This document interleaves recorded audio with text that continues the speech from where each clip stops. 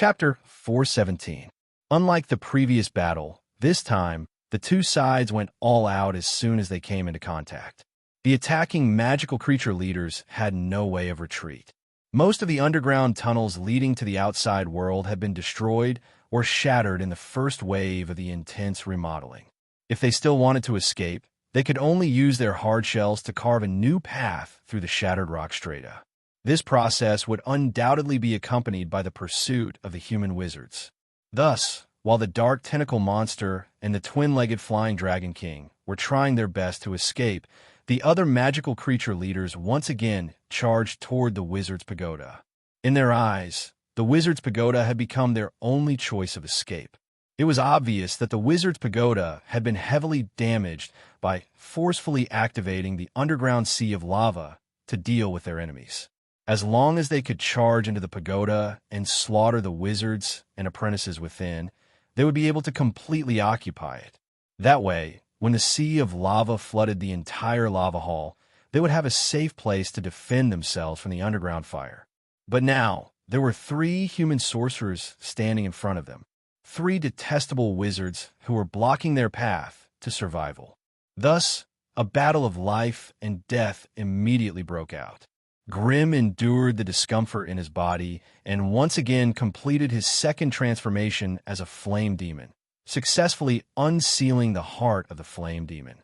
Amidst the rain of lava that filled the sky, a tall and majestic figure rose from the ground. Its ferocious and sturdy body was completely made up of lava and raging flames, and on its surface floated a continuous stretch of strange witchcraft runes. The shoulders, elbows, knees, and back of the tall figure were covered in intersecting lava spikes.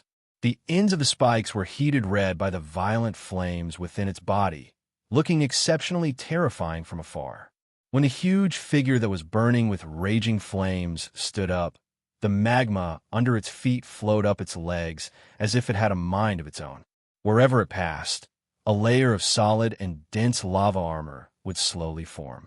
Meanwhile, shields made of pure flames appeared in the void around the tall flame demon's body and began to revolve around its body slowly.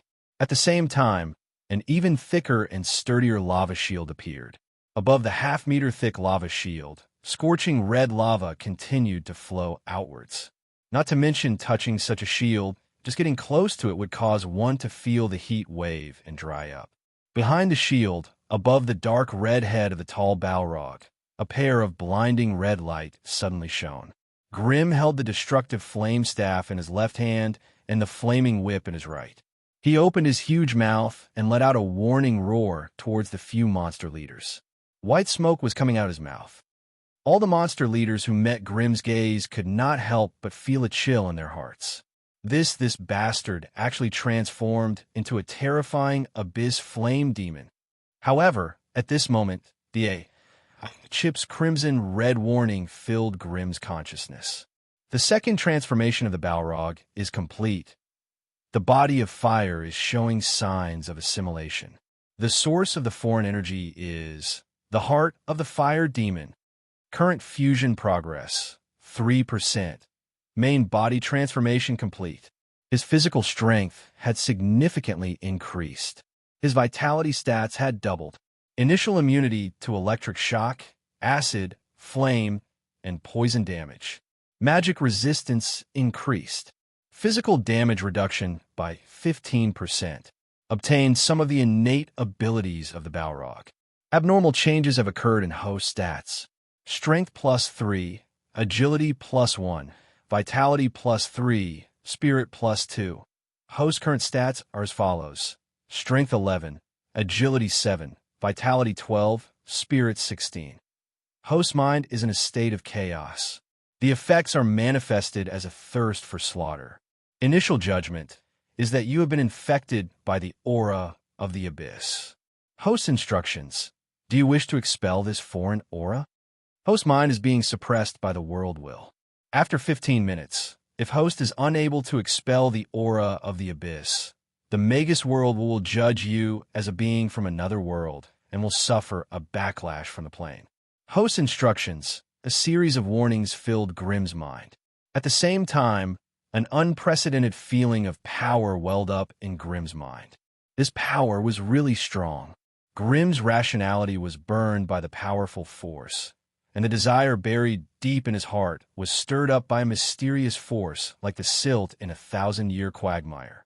As his consciousness blurred, Grimm could no longer differentiate between his unrealistic fantasies and the strange thoughts that the mysterious force had secretly instilled in his mind. However, as the lava shield around his body crumbled under the attacks of the three monster leaders and sparks flew everywhere, Grimm's intuition of death caused him to wake up.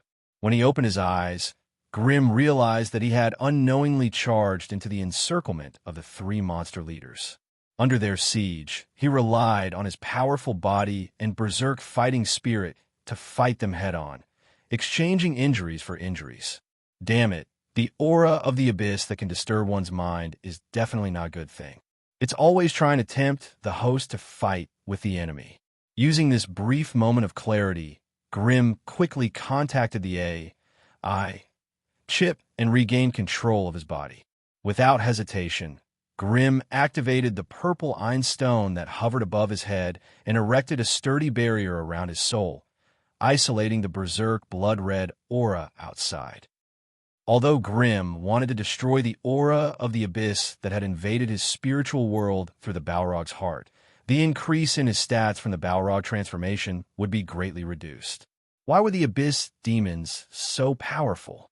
What he relied on was this unscrupulous brutality, cruelty, and chaos. If he were to remove these things, his stats that had just skyrocketed would definitely drop.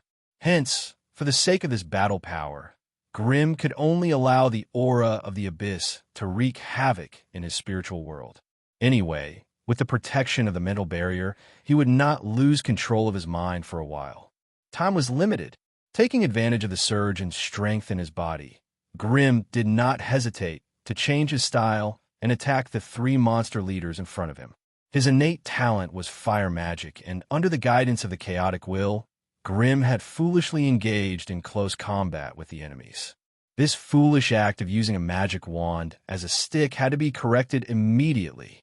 In the next second, Grimm used a flame leap to escape from the enemy's encirclement and appeared behind the giant berserk baboon's agile figure. Bind! Ignite! The moment he appeared, Grimm pointed his staff at the Balrog body, and two demon-style fire elemental spells were cast on the giant berserk baboon's body. Once the bind was cast, the flaming whip in Grimm's hand suddenly split into 7 or 8 flaming chains that were as thick as a thumb. They danced in the wind and coiled around the giant berserk baboon's legs. The flaming chains quickly snaked around the giant berserk baboon's furry body, thrusting left and right and binding it firmly in an instant. The moment the flaming chains came into contact with the giant berserk baboon's flesh, a terrifying sizzling sound could be heard as the fur was burnt off and the flesh was scalded open, deeply imprinting itself into the giant berserk baboon's flesh. The air was immediately filled with the pungent smell of burnt flesh. The giant berserk baboon howled in pain as it grabbed the flaming chains with its black, steel-like hands and tried to break them. At this moment, Grimm's second fire elemental spell, Ignite, had already landed on its body. Without any reason, the giant berserk baboon's body was set ablaze. Not only its fur and skin, but its internal organs and flesh were also set ablaze under the influence of this strange spell. In an instant, the giant berserk baboon had turned into a mournful, giant, flaming ape. It would not have been easy for Grimm to do this outside of the environment. However, once he made use of the environment, Grimm instantly turned an elite magical beast into a victim of the sea of lava. Half of the lava hall had been swallowed by the slowly rising sea of lava, and the remaining narrow space had a shocking concentration of fire elemental particles. Here, any of Grimm's fire elemental spells could display 200% of their power, and the strength of their attacks had also reached an unprecedented 170 degrees. It was said that only a Grade 2 Magus could increase the strength of a spell to 200 degrees, and Grimm's current attack was undoubtedly very close to the strength of a Grade 2 Magus. The giant berserk baboon was an earth elemental magical beast. If there were enough Earth elemental particles here, it might be able to absorb large amounts of Earth elemental particles to suppress the rampaging fire elemental particles in its body. However, in this environment, it was really difficult for it to do so. After struggling for a dozen or so times, the giant berserk baboon fell from the ceiling with a mournful cry. With a dull thud, it smashed into the sea of lava, causing a large amount of fire rain to splatter everywhere. Its body quickly submerged into the magma and could no longer be seen. While Grimm was dealing with the giant rampage baboon with all his might, Tula and Medusa were attacking him with all their might, as if they had gone mad. Spider webs? Before they could even get close to Grimm, they were burned to ashes by the domain of flames. That's right. As Grimm's various abilities skyrocketed, the flame barrier around his body was temporarily replaced by the flame demon's domain of flames. His opponents within the domain were suffering an insane 80 degrees of fire damage at every moment. This was already the highest damage a newly advanced Magus could inflict. Even Meryl, who had become a Magus 3 to 4 years ago, could only reach this level of attack when she went all out. But now, it was just a passive attack from within 100 meters of Grimm. Benabal? It was vaporized by the high temperature the moment it left his body. Snake arrow?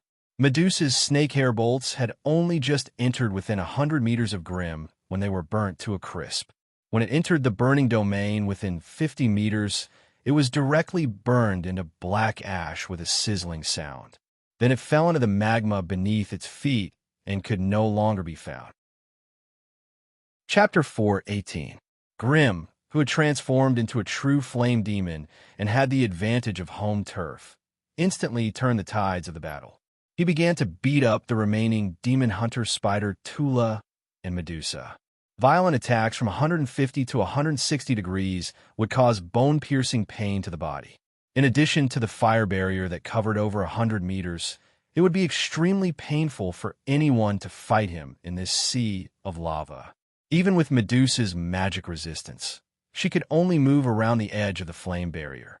Once she entered the burning domain, she would instantly feel as if her entire body was on fire.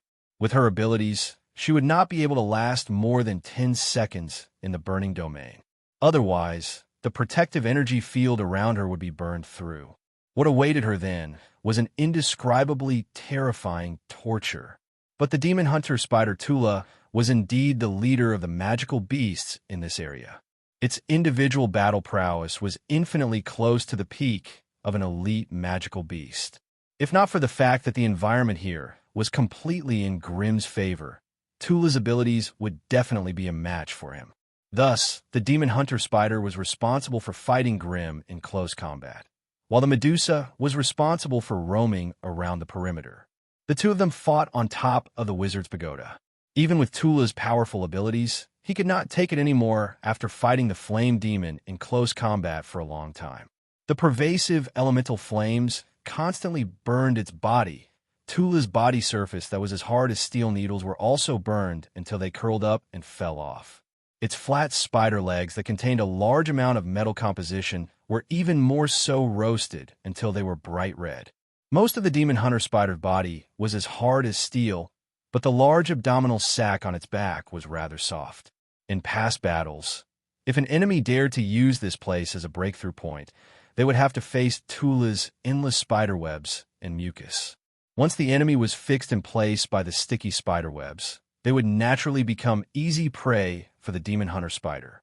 But now, faced with the omnipresent elemental flames, the 80 degrees of damage caused Tula great harm.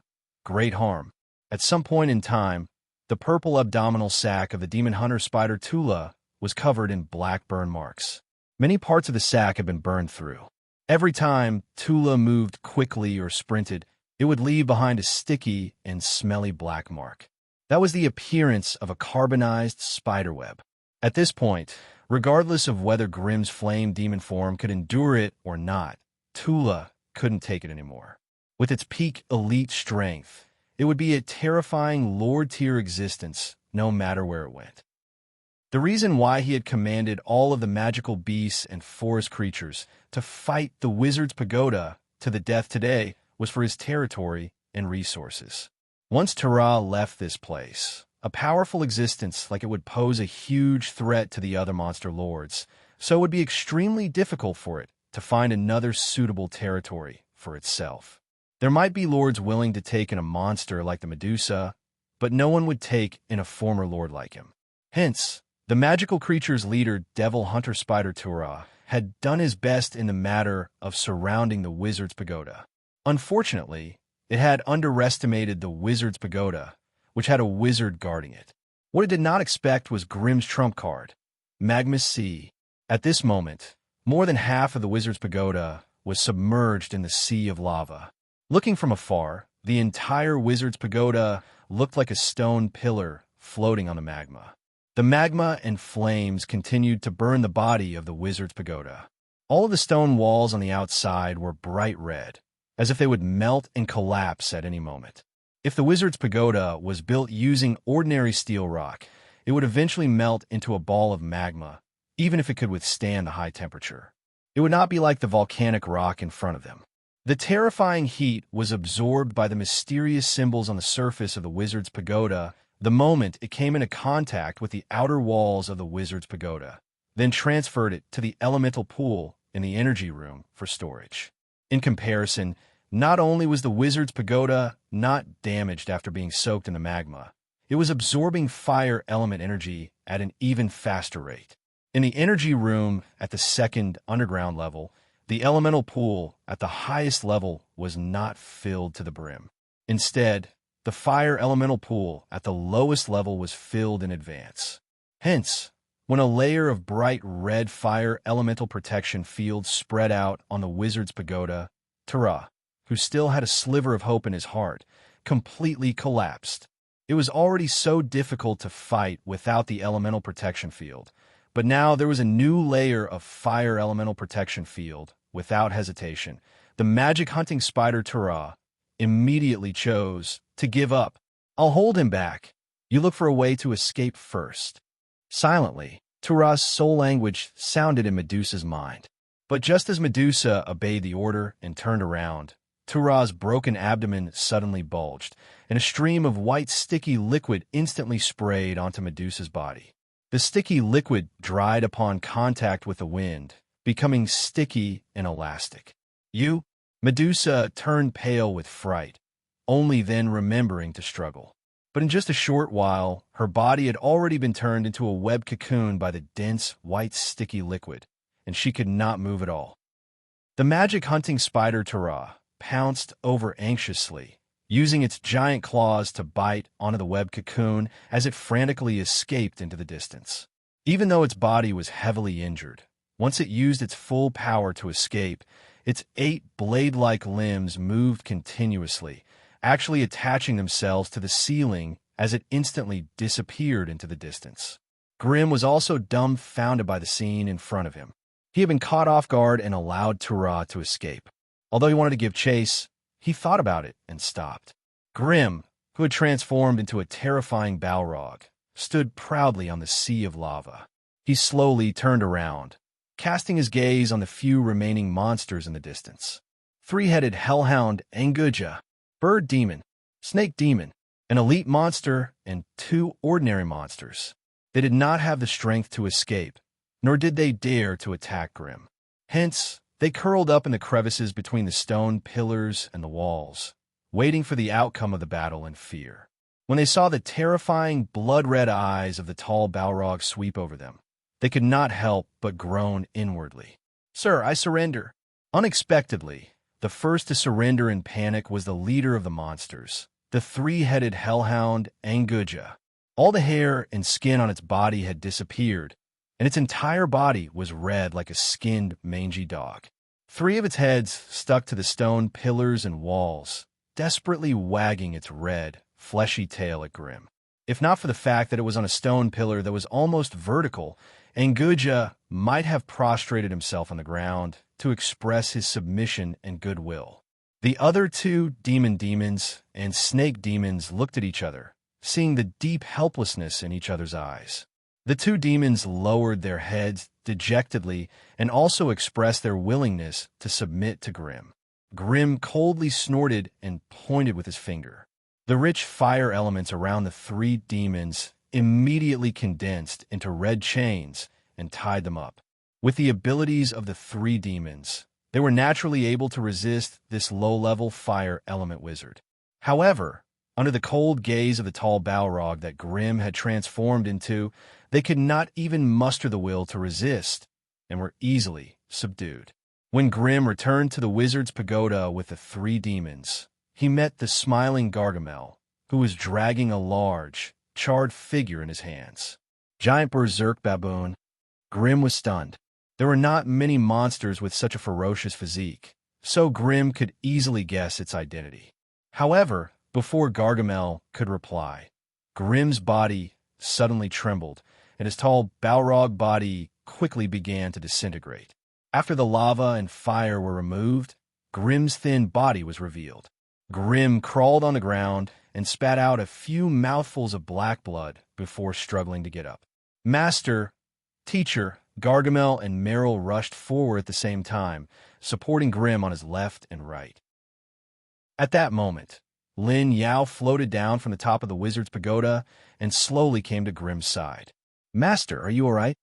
Gargamel could not help but ask in concern. As a wandering wizard, he did not have a good impression of most wizards from different families, but the master in front of him was clearly different. Thus, Gargamel's concern for Grim's injuries was somewhat sincere. Teacher, why don't I help you to your room to rest first? Meryl asked with a frown. No need, I was just a little shaken up during the battle. I'll be fine after spitting out some blood. Grim did not want to talk too much about his actual condition. Instead, he quickly turned his attention to the 4 magical beasts that he had captured. Make the arrangements and send them to the binding room. I need a result as soon as possible. Leave it to me. At the mention of torture, Gargamel's wrinkled old face was filled with uncontrollable excitement. Looking at the monsters in front of him, his eyes even radiated a strong light. Hey, you guys help me send them into the binding room. I'm going to torture them myself later. The wizard apprentices who had just rushed over from various parts of the wizard's pagoda bowed respectfully to Grim, then excitedly carried the 4 magical beasts and rushed to the binding room on the top floor. There were 3 places in the wizard's pagoda that could be used to imprison enemies. One was a dungeon, used to imprison ordinary creatures. The other was a sealed room, which was used to imprison powerful creatures or magical creatures for a long time. The sealed room was equivalent to a small dimension created by the wizard's pagoda. It could effectively isolate powerful creatures from the outside world. Thus, many untamed magical beasts would stay in the sealed room for decades, or even centuries before their edges were ground down, and they could be subdued by the wizard's pagoda. The last one was a binding room similar to the sealed room. The binding room had a powerful trapping symbol spell formation, and the magical beasts imprisoned there needed to be dealt with urgently. Those who were willing to submit would be branded as slaves and become a guard of the wizard's pagoda. Those who were unwilling to submit would be thrown into the sealed room and locked up for decades. When everything was done, Grim immediately went straight to the energy room. Chapter 419. 110,000 Magic Crystals. The wizard's pagoda had expended 110,000 magical crystals in a localized territory war. And this was only possible after Grim used the terrain and the sea of lava to destroy the mountains of wild beasts and magical creatures in the forest. Without this move, Grim could only lead his men to defend the wizard's pagoda and endure the attacks of the beasts. When the time came, he would definitely not be able to escape death. Of the 120,000 magic crystals that Alice had asked someone to bring, 110,000 had been used up in this battle. There was probably not much left to repair the wizard's pagoda with the remaining 10,000. From this, it could be seen that Alice, the Witch of Destiny, had some tricks up her sleeves. The amount of support she provided was just right, no more, no less. The situation in the energy room shocked Grim. The activation of the defensive system and offensive wizard formation had caused the elemental pool that had accumulated some energy to dry up once again. However, The existence of the sea of lava had filled the fire elemental pool at the bottom of the wizard's pagoda. Now, the magical energy supporting the wizard's pagoda had been changed to fire element energy. A massive amount of fire element energy flowed within the wizard's pagoda, the volcanic rock on the outer walls emitting a hazy red glow from the heat. From afar, the entire wizard's pagoda looked like a burning tree of fire, rooted in the sea of lava. It was extremely eye-catching. Just as Grimm was checking the gap in the energy room, the AI chip connected to the core wizard formation and sent a detailed report of the damage to the wizard's pagoda to Grimm's mind. In the battle at the lava hall, our losses, 2 chimeras. Enemy losses, 173,000 low-level forest creatures, 300 low-level magical creatures, apprentice level, 80-plus mid-level magical creatures, wizard level, 30-plus high-level magical creatures, 2 magical creature leaders. Among them, the magical creature leader Tula and magical creature leader Dana have escaped, while the dark tentacle monster and twin-legged flying dragon king are still trapped somewhere in the upper levels. During the battle at the wizard's pagoda, we lost 112,000 magic crystals, 31 parts of the pagoda damaged, 127 parts of the internal energy transmission system malfunctioning, 34 parts of the runic spell formation damaged. Harvest, 2 monster leaders, 3-headed devil hound and a berserk giant baboon. The berserk giant baboon's body was severely damaged, and it will be very difficult for it to fully recover its combat power. It is recommended to transform it into a wizard beast. 2 high-level monster leaders, a bird spirit and a snake spirit. Among them, the bird demon is a beginner form of the eagle demon. It's a close-range, agility-type magical creature. The snake demon is a mutated beast that was contaminated by witchcraft. It has some demonic bloodline and is a close-range, high-attack magical creature. We can send some of the fire spirits to salvage in the sea of lava. Corpses of monsters or items that can be preserved under the continuous burning of the Earth's fire have high magic value. Looking at the rows and rows of data that the AI chip had calculated, Grimm could not help but feel a lingering fear. If not for the sea of lava, it would have been impossible for the wizard's pagoda to defend against the attacks of such a large number of beast tide. Not to mention the monsters that were mixed in with the beast tide. One could imagine if some family built a Magus tower in the dark forest and sent their magi to guard it. In that case, they would have to face the attacks of all the magical creatures and beasts within a 700 to 800 mile radius. The price they would have to pay would be terrifying. Once the wizard's pagoda was breached by the beast tide, the loss of resources and manpower would be unimaginable. Even if they managed to defend against the beast tide, it would be difficult to develop the area quickly. They would have to deal with the magical creatures that were unwilling to give up before they could turn it into a safe territory.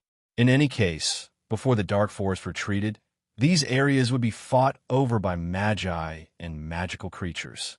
There was a huge security risk. No magi would dare move a large number of people in such a dangerous area.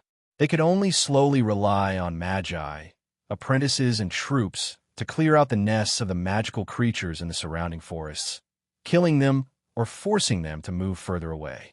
In about 10 years, a residential area suitable for human habitation would be developed. Along the way, the slightest mistake by the leader could result in the destruction of the entire residential area. It could also cause the hard work of an entire family to go down the drain. Hence, any family that wanted to develop a new territory had to be extremely cautious. Not only did they have to consider the strength of their family, they also had to investigate the number and quality of the magical creatures around the new territory. In particular, they needed a powerful team of magi that could deal with any sudden incidents that happen around the territory.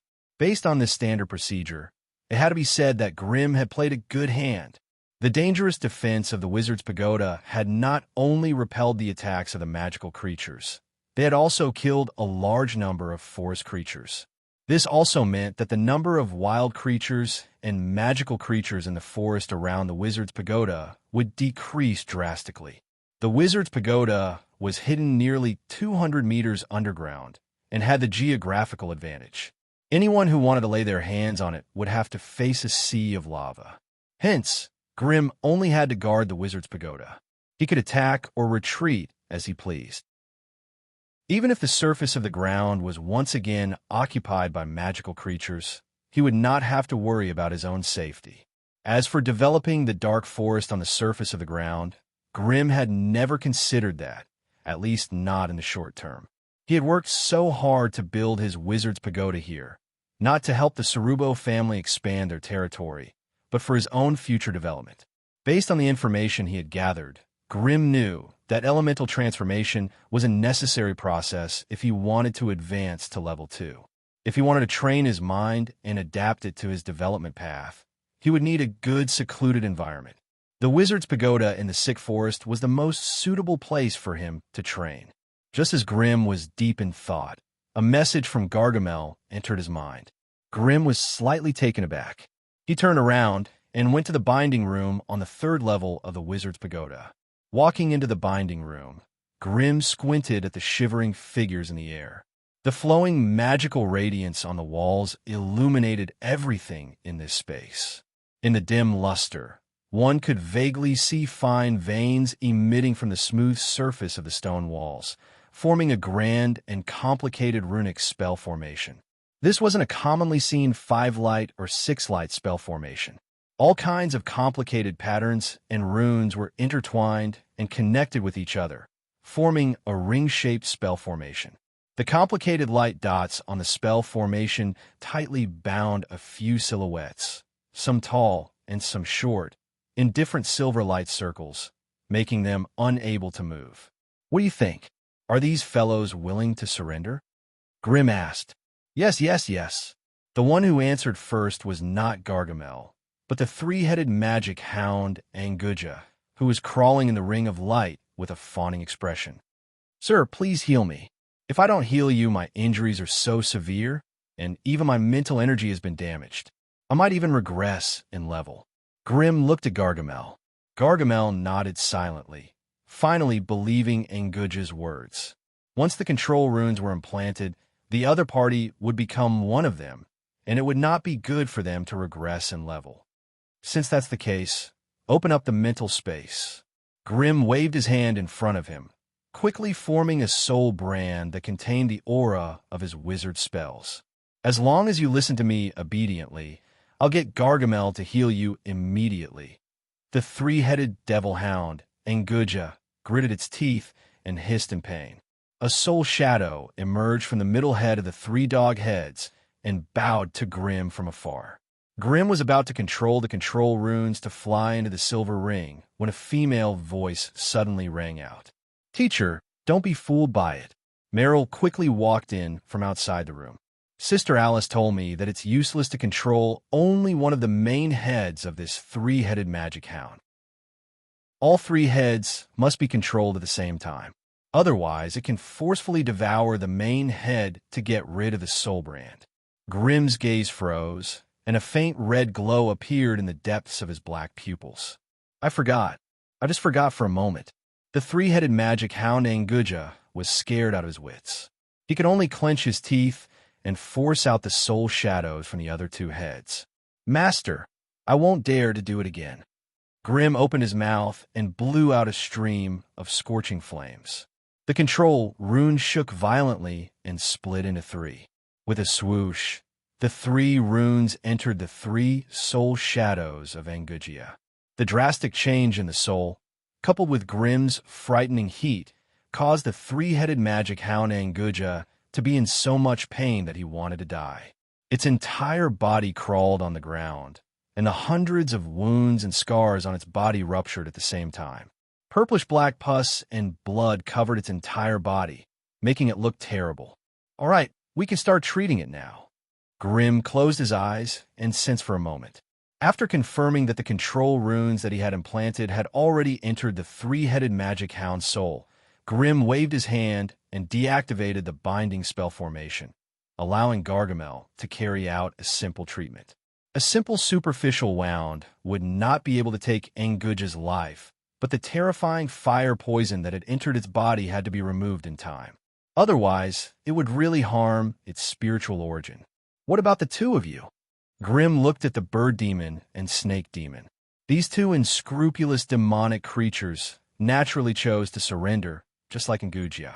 Hence, after carefully implanting the control runes, the two of them were also released.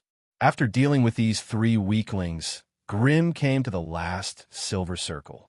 Trapped inside was a large and sturdy giant berserk baboon, whose mental state was rather dispirited. Are you willing to surrender? The moment Grim's words left his mouth, the giant berserk baboon opened its bloody mouth and punched the transparent silver circle of light. Apart from a dull thud, the silver circle of light did not even shake. Instead, a dazzling electric light suddenly lit up within the spell formation. With a strange crackling sound, the giant berserk baboon fell to the ground with sparks all over its body. Its sturdy and muscular body could not help but tremble slightly. However, even though it did not have the strength to stand up, the giant berserk baboon still lay on the ground, baring its fangs at Grim in anger. Seems like it's a stubborn one. Grim shook his head in pity and turned to Meryl. There's no need to slowly torture this guy. Just ask Wizard Kogan from the headquarters to come over and erase its intelligence to make it into a wizard beast. Yes, teacher. Meryl nodded in response. You called me over just now and said that there was something else. What is it? Grim turned to Gargamel. Gargamel, who had been rubbing his hands by the side, could not help but reveal a greedy look. Master, these guys all have their own nests. Oh, what do you mean? Of course they have to go to their own nests. More importantly, they even knew the location of a lair of those guys who had escaped. Do you know those guys all escaped alone? Speaking up to here, Gargamel couldn't help but lick his lips, his eyes revealing an unconcealable glint of greed. Chapter 420. Under the dim starlight, the forest around a diseased forest seemed abnormally quiet. Not only were there no signs of the large carnivorous forest creatures, even the chirping of birds and cries of insects had disappeared. The entire dark forest was like a graveyard, the deathly stillness terrifying. The hill of soil that had once stood in the diseased forest had disappeared.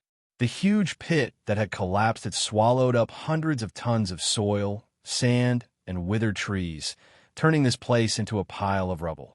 However, at this moment, a strange rustling sound came from a corner of this pile of rubble.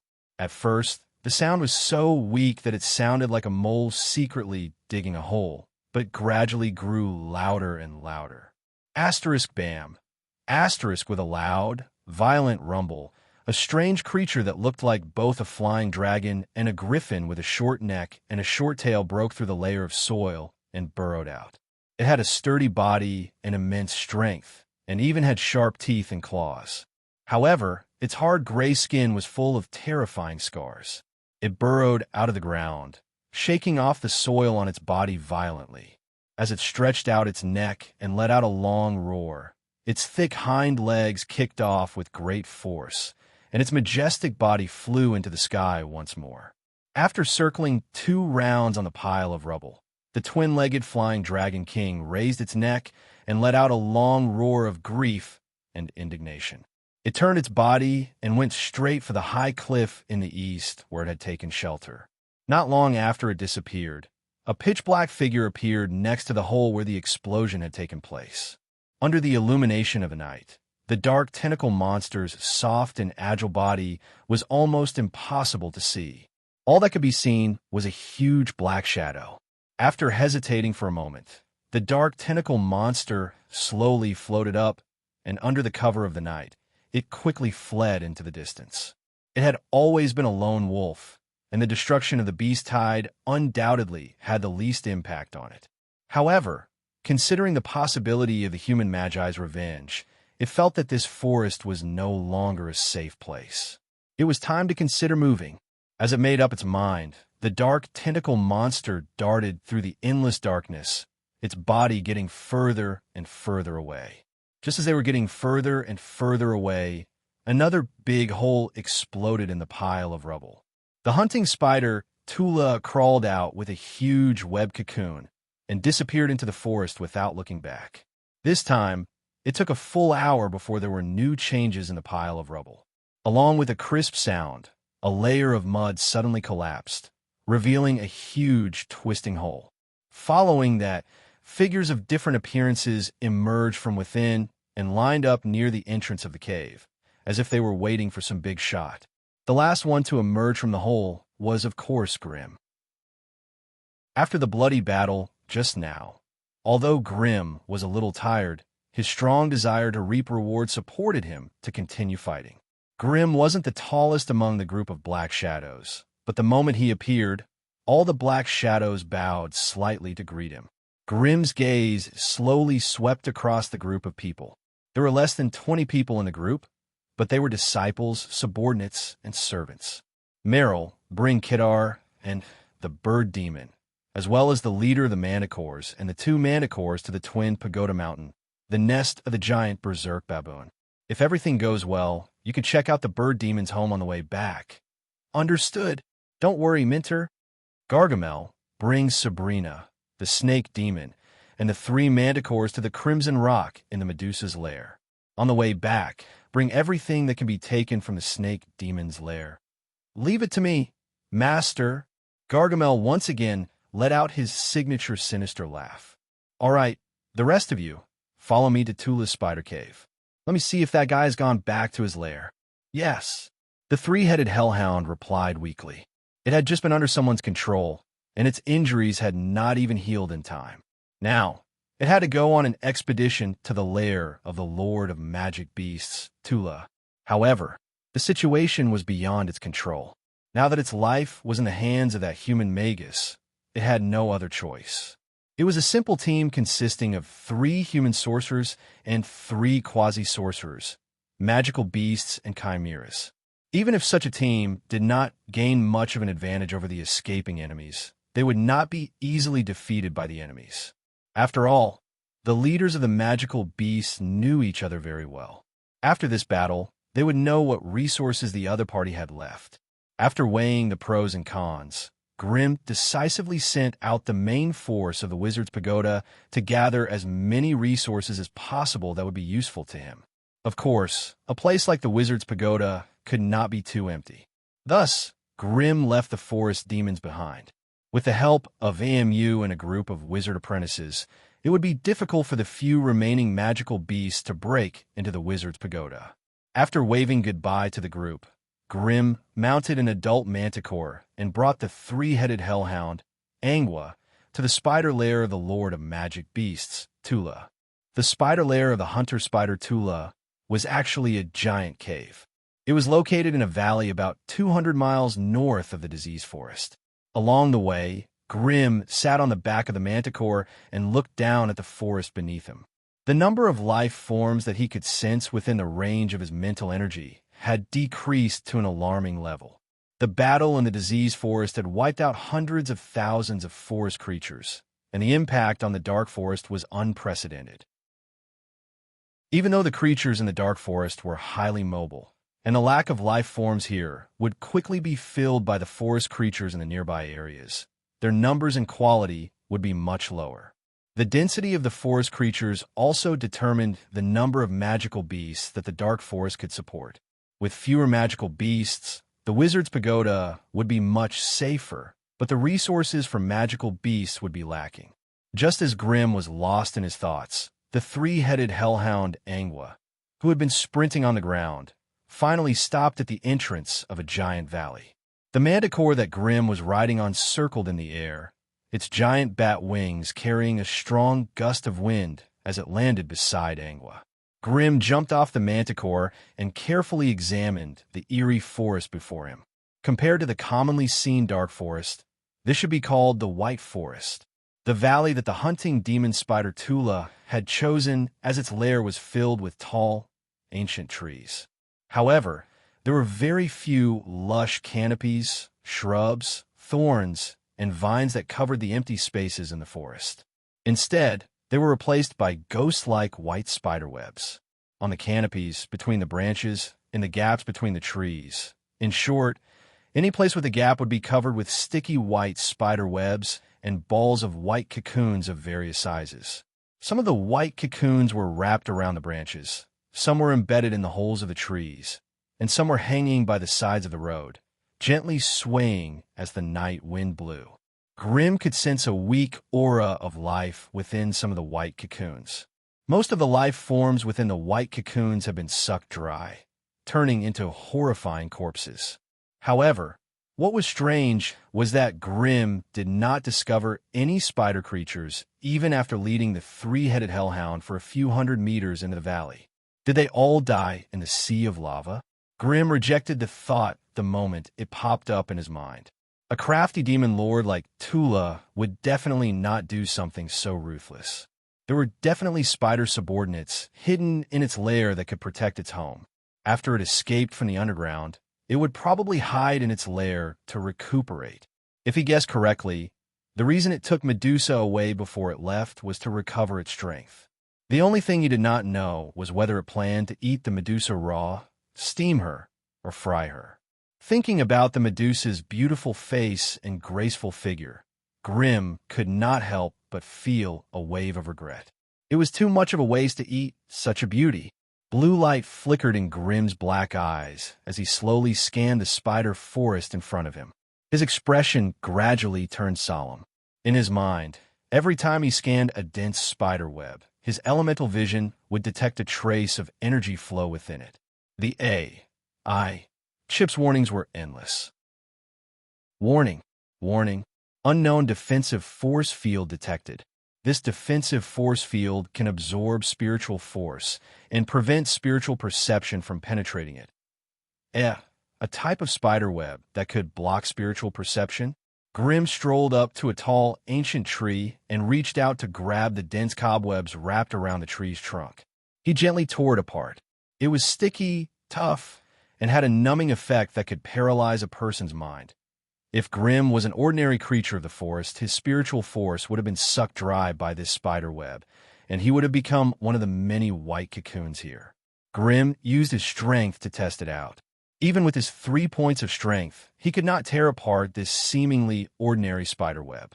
After all, an adult black bear in the Black Forest only had 3 points of strength. 3 points of strength was enough for Grim to become a savage beast in the forest. Even without using any spells, he could defeat most carnivorous beasts with his bare hands. Of course, magical beasts like the violent earth bear and the iron-armored rhinoceros were an exception.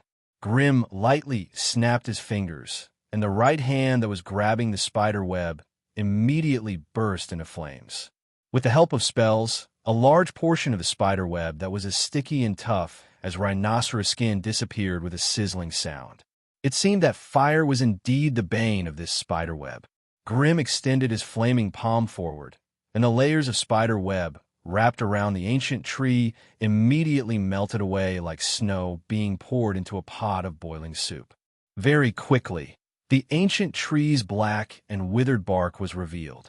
Grim punched out without hesitation. His iron fist smashed through the bark of the ancient tree and penetrated it. The ancient tree was hollow. When Grim pulled his fist out, purplish-black blood flowed out from the hole in the ancient tree, and countless small spiders poured out. Through the hole, Grim could see white bones and remnants of hair in the hollow cavity of the tree. Grim's discovery seemed to have shaken the entire spider forest.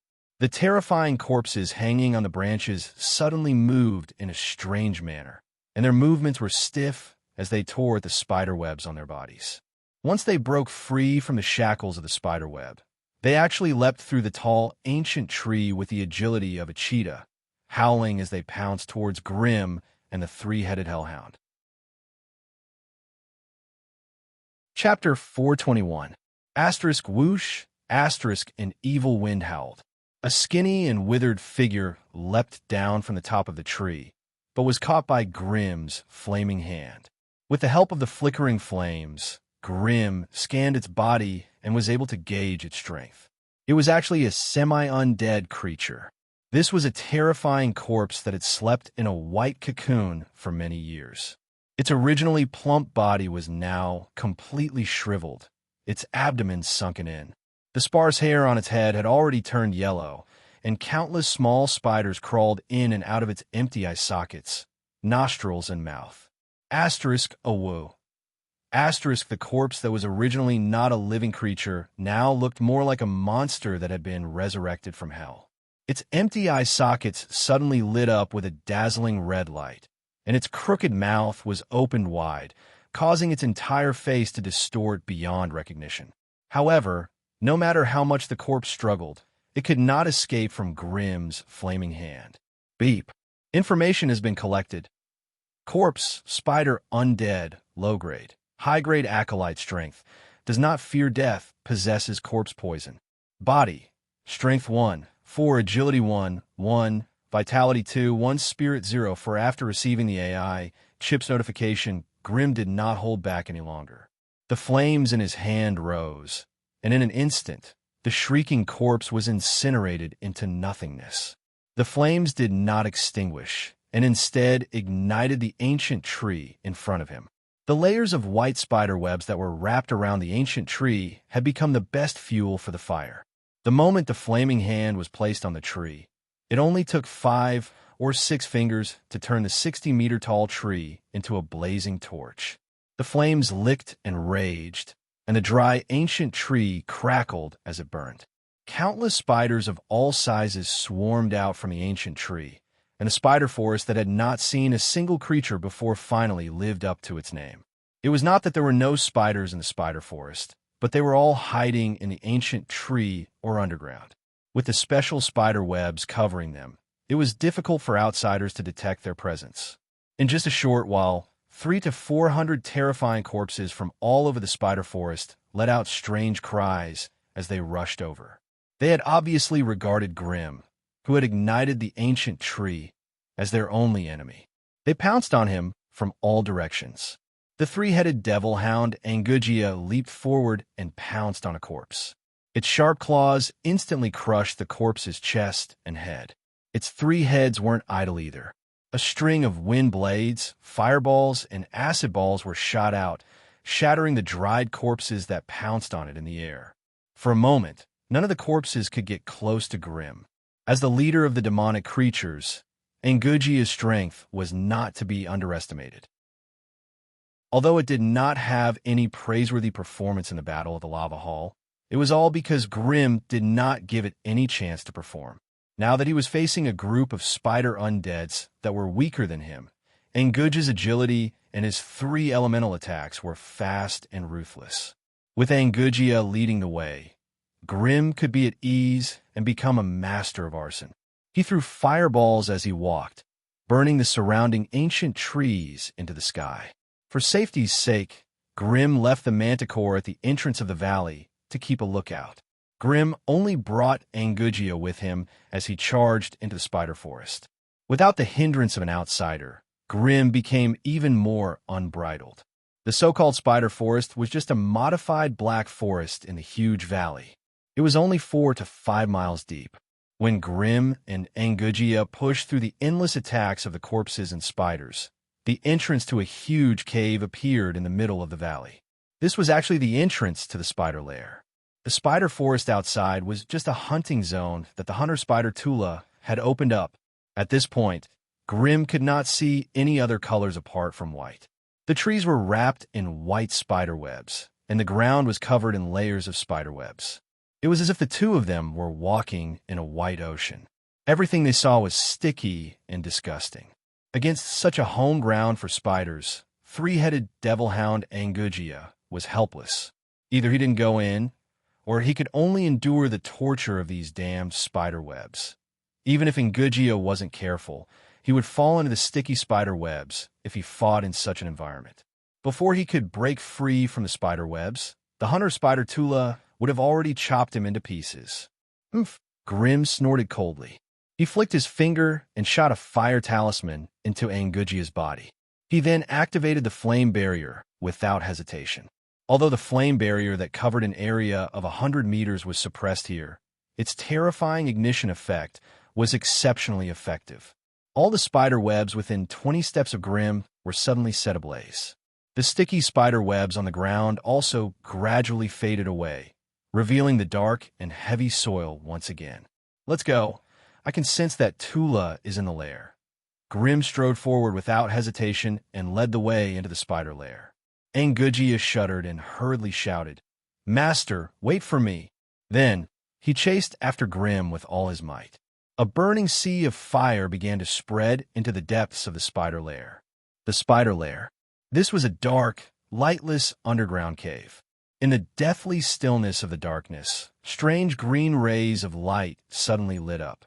When these balls of strange green light flickered twice, people were astonished to discover that they were actually the complex compound eyes of some enormous creature. The hunter spider, Tula, squirmed its body uneasily, silently sensing the violent vibrations coming from the spider webs below it. Enemies are coming. There was no need for Tula to go out and investigate. The image of a tall and terrifying Balrog naturally appeared in its mind. These damned human magi didn't even give it a chance to catch its breath. They attacked without the slightest scruple and entered the spider lair that it had been managing for hundreds of years. That lava hall is your home ground. You even incinerated the cannon fodder I brought. However, this spider lair is my home ground. Since you dare to come, I'll let you die here. As Tula thought hatefully, its 8 hairy spider legs rhythmically shook the spider webs below it. Noiselessly, messages were transmitted in all directions. The strange creatures that were hiding in the various hidden corners of the spider lair also made their moves. In a corner of this hidden cave, a large white sticky cocoon was torn open. Medusa's pretty little face was revealed, pursing her lips and emitting a mournful and angry shriek. However, in the next second, the tear on the cocoon was covered by the white sticky liquid that Tula spat out. Tula dragged his body riddled with scars, arriving in front of the cocoon with zhung-zhung noises. He spat out fine threads from the enormous abdomen sac behind him, and then his 8 limbs gently moved the cocoon, wrapping it in a layer of spider webs. Don't resist. The spider eggs have already been implanted in your body. In another 17 hours, my newest batch of children will hatch from within. Being able to become my children's food and host is your greatest honor. When that time comes, they will possess the innate abilities of demon spiders and Medusas. They will definitely become my most capable assistants. As the demon hunter spider, Tula's petal-shaped mouth opened and closed, the eerie and terrifying cave was filled with the peculiar laughter of spiders. It was accompanied by Dana's deep and hoarse cries of pain. A pitch-black shadow extended in front of them. The narrow passageway twisted and turned without the slightest bit of light. However, as Grim continued to advance, the darkness was dispelled and everything was covered in raging flames. After entering the spider lair, Grim tossed out 2 demon puppet crystals and summoned the Roarer and the Decayed One.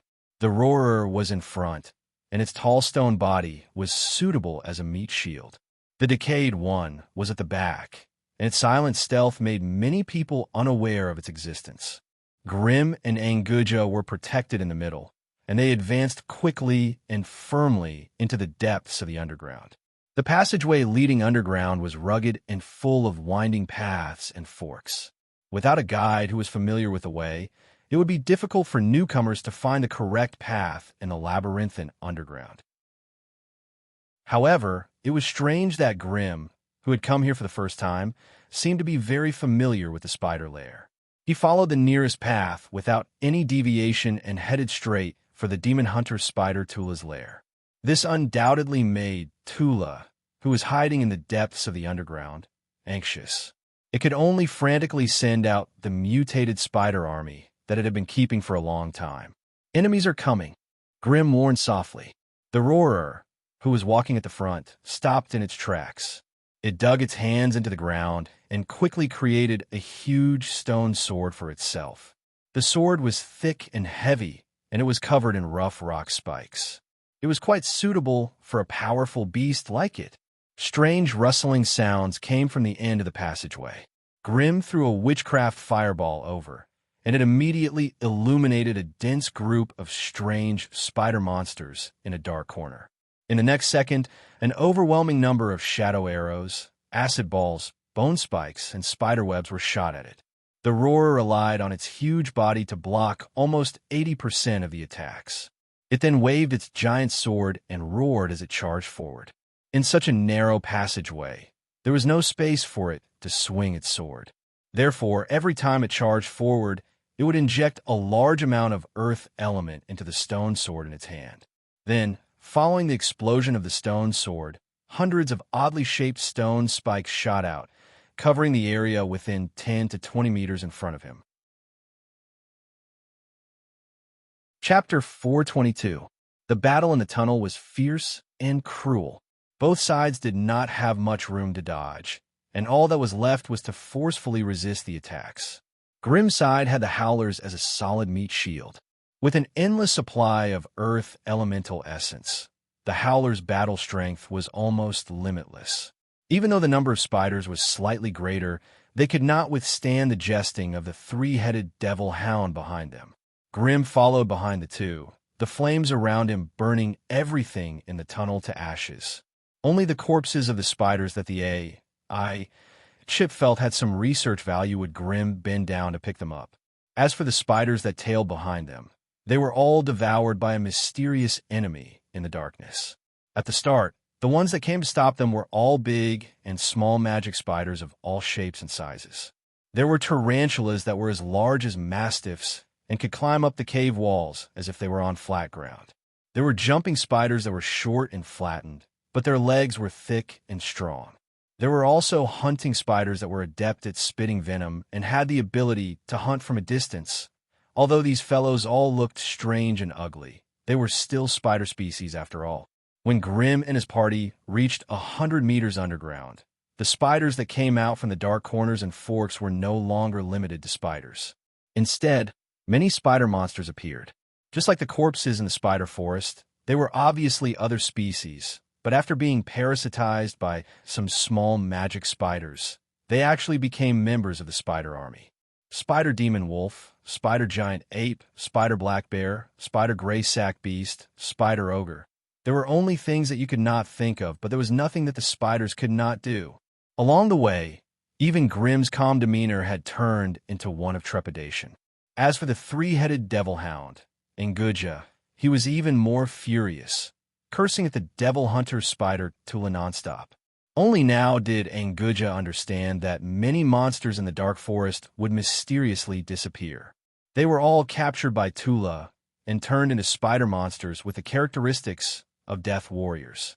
The monsters that could be captured by Tula were not very powerful, and after being turned into spider monsters, their strength would also decline to a certain extent. However, just based on the fact that they did not fear death, they became the most annoying type of nest guards. The other monsters had sentience and intelligence. They knew how to seek advantages and avoid disadvantages. They also knew how to advance and retreat when faced with the powerful roaring ones. They also knew how to make use of the rugged terrain to stop the roaring one's fierce attacks. However, these spider demonic creatures clearly didn't know what death was. Even if they had to endure the violent attacks of the roarer and Nguja, they still wanted to rush to their side. This way, the spider demons wouldn't have any space to escape. The roaring beasts, rock spikes, and Nguja's continuous barrage of 3 elemental spells could turn anyone who entered their attack range into a sieve. What these arachnids wanted was to bite them with long-range attacks before they were turned into sieves. If it was just 1 or 2 fellows who were not afraid of death, the Howler's rock armor, which was half a meter thick, could still withstand it. However, there were hundreds and thousands of arachnids charging at them from the front. The concentrated sorcery attacks quickly shattered the Howler's rock, and rocks flew everywhere. Even the 3-headed hellhound Nguja, who was hiding behind the Howler, was barking from the attacks. Its 3 heads spat wind blades, fireballs, and acid balls into the distance with all its might. After enduring this journey with great difficulty, just as the spider monsters were almost wiped out, a new type of creature appeared. These were aberrant spiders that were as big as bulls. Their lower bodies were the lower limbs of black spiders, and they had 8 hairy legs. Their upper bodies were covered in thick black fur, making them look like humans. They were waving 2 sharp and long blades in their hands. They stuck themselves to the walls and ceiling, pouncing out of the darkness like ferocious tigers. The stone swords of the Howler shattered a few times, and the rock spikes that were as dense as raindrops pierced through their bodies and the large abdominal sac behind them. However, it still could not stop their courageous charge and the ferocious attacks that were like waves of blades. The Howler, who had been tortured so much since the start of the battle, finally could not withstand such violent attacks. The rock armor on its body shattered into pieces, revealing its slightly slender body of the stone elemental.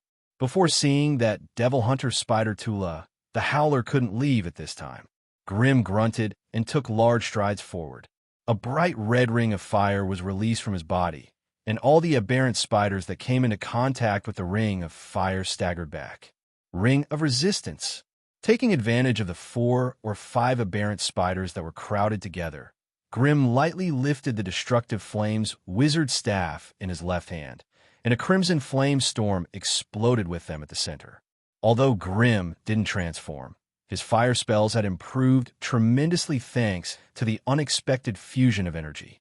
The power of his fire spells had reached a shocking 130 degrees. The strength of such an attack was not something that ordinary magical creatures could withstand with just their flesh and magic resistance. Almost as soon as the crimson flame storm engulfed the aberrant spiders screamed in pain and crawled out of the sea of fire.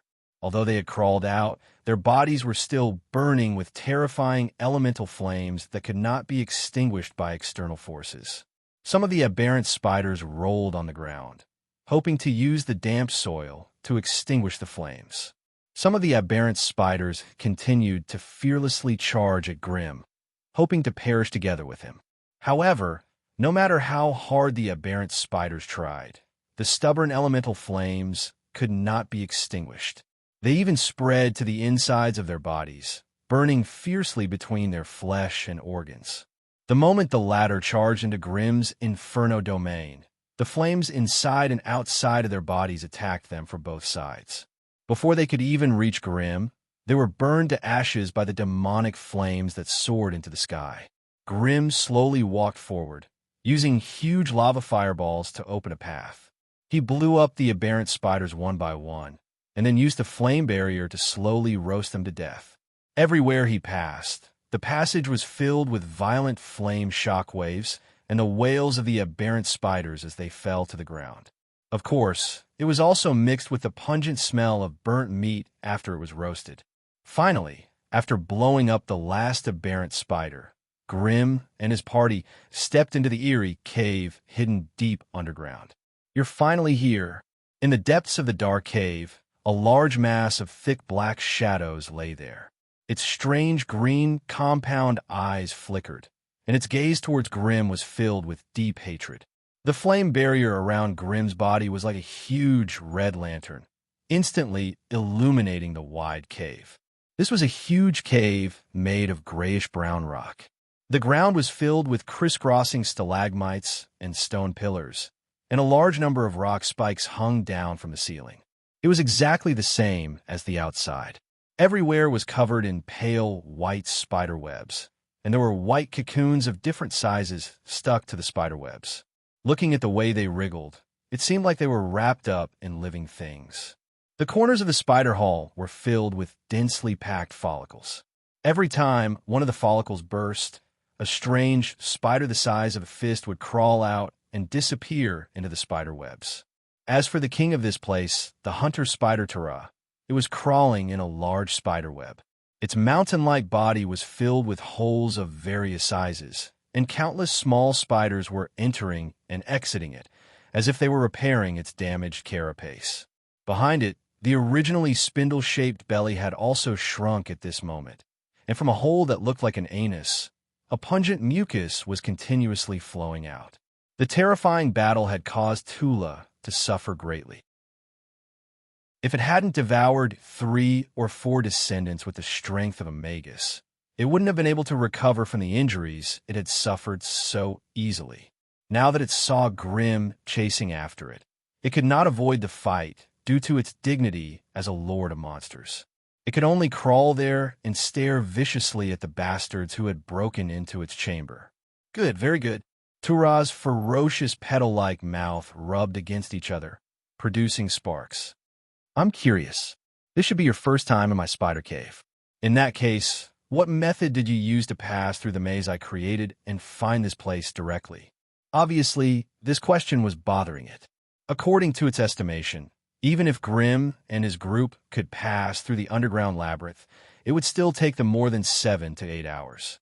With this time difference, it would be more than enough for it to hatch the mutated magic spider it dreamed of. After all, this was the first time it had hunted a monster leader. But now, Grimm and his group had not made the slightest mistake. They had actually followed the safest and most convenient path to enter its chamber. How could Tara not be shocked? I don't think I need to answer your questions.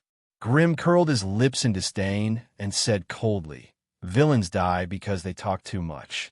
It's better for you to die with your doubts. Following Grimm's mental wave, the roar's giant rock shatter, the three-headed hellhound's tri-elemental magic attack, the rotting ball of acid and Grimm's fire core explosion exploded almost at the same time.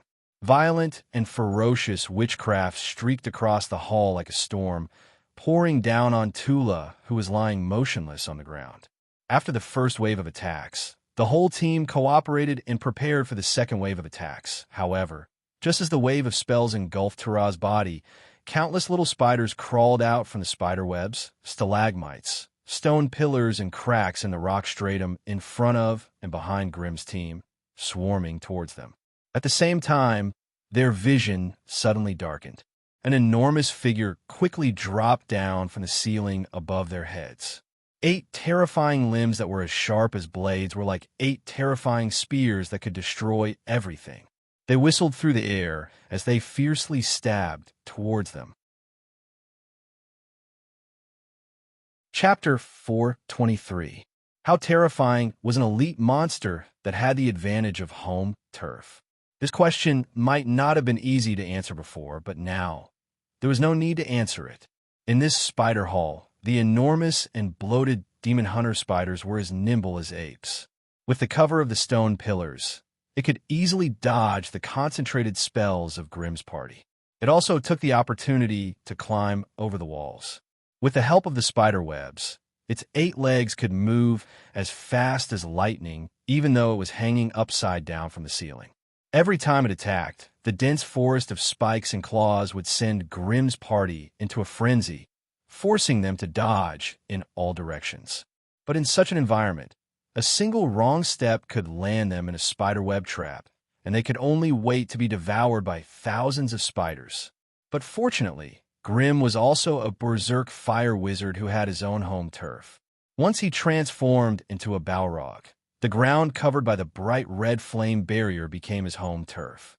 When the flame barrier came into contact with the spider webs, it was as if water and fire were in the same furnace.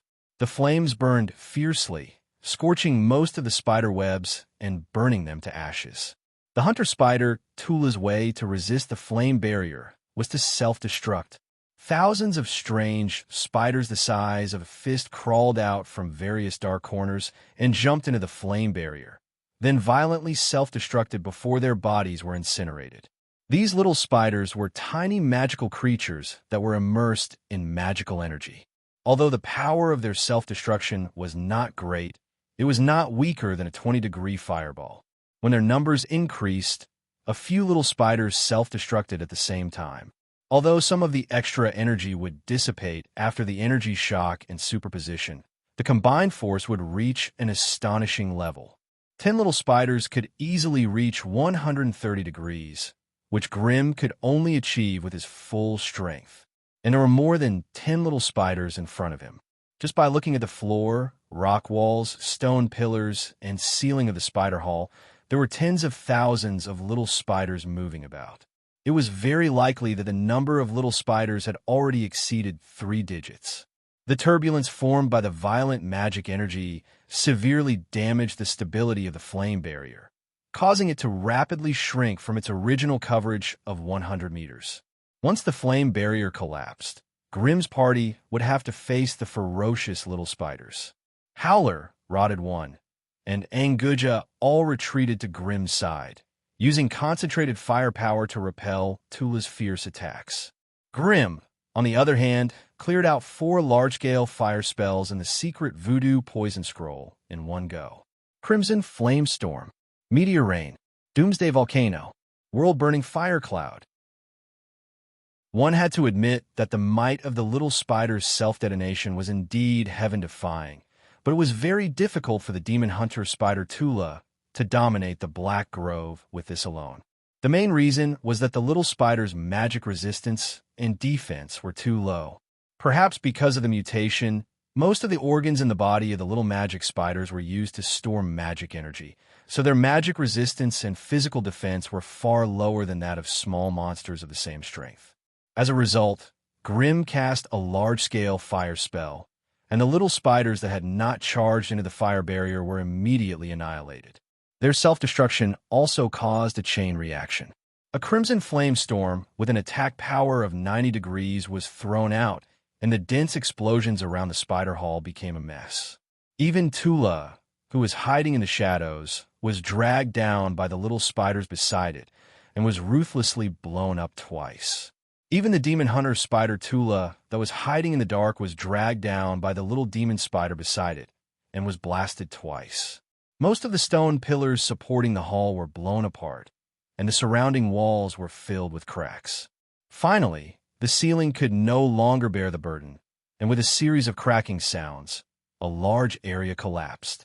Finally, the roof, which could not bear the weight, collapsed on a large scale with a series of cracking sounds that made one's teeth ache and legs go weak.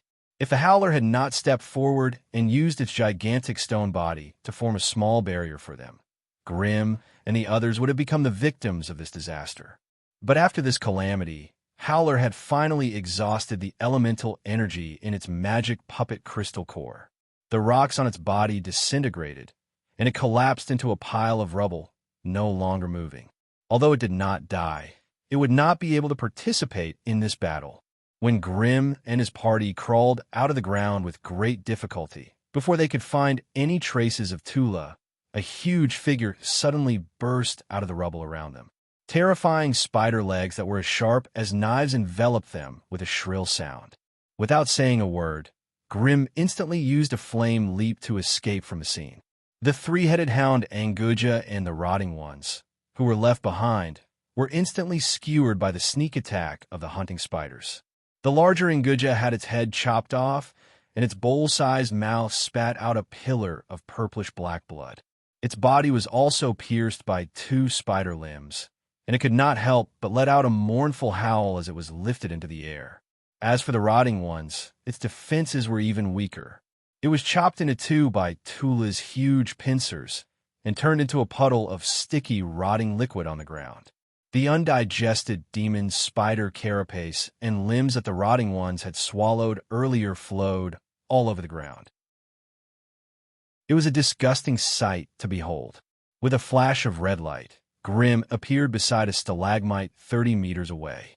He turned around and silently observed the hunting spider's Tula, who had used its limbs to pick up Anguja and was flaunting its strength. A strange creaking sound rang out. Tula's 2 limbs intertwined, and the coarse carapace on Anguja's body moved slightly. The 3-headed hound's miserable howl immediately increased by an octave. "You actually dared to barge into my lair. Now you know how powerful I am."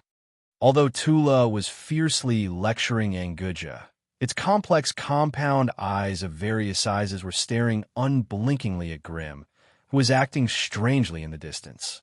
None of the fellows present were its match, but this human magus, whose strength fluctuated between strong and weak at times, emitted a deathly aura that made its heart palpitate.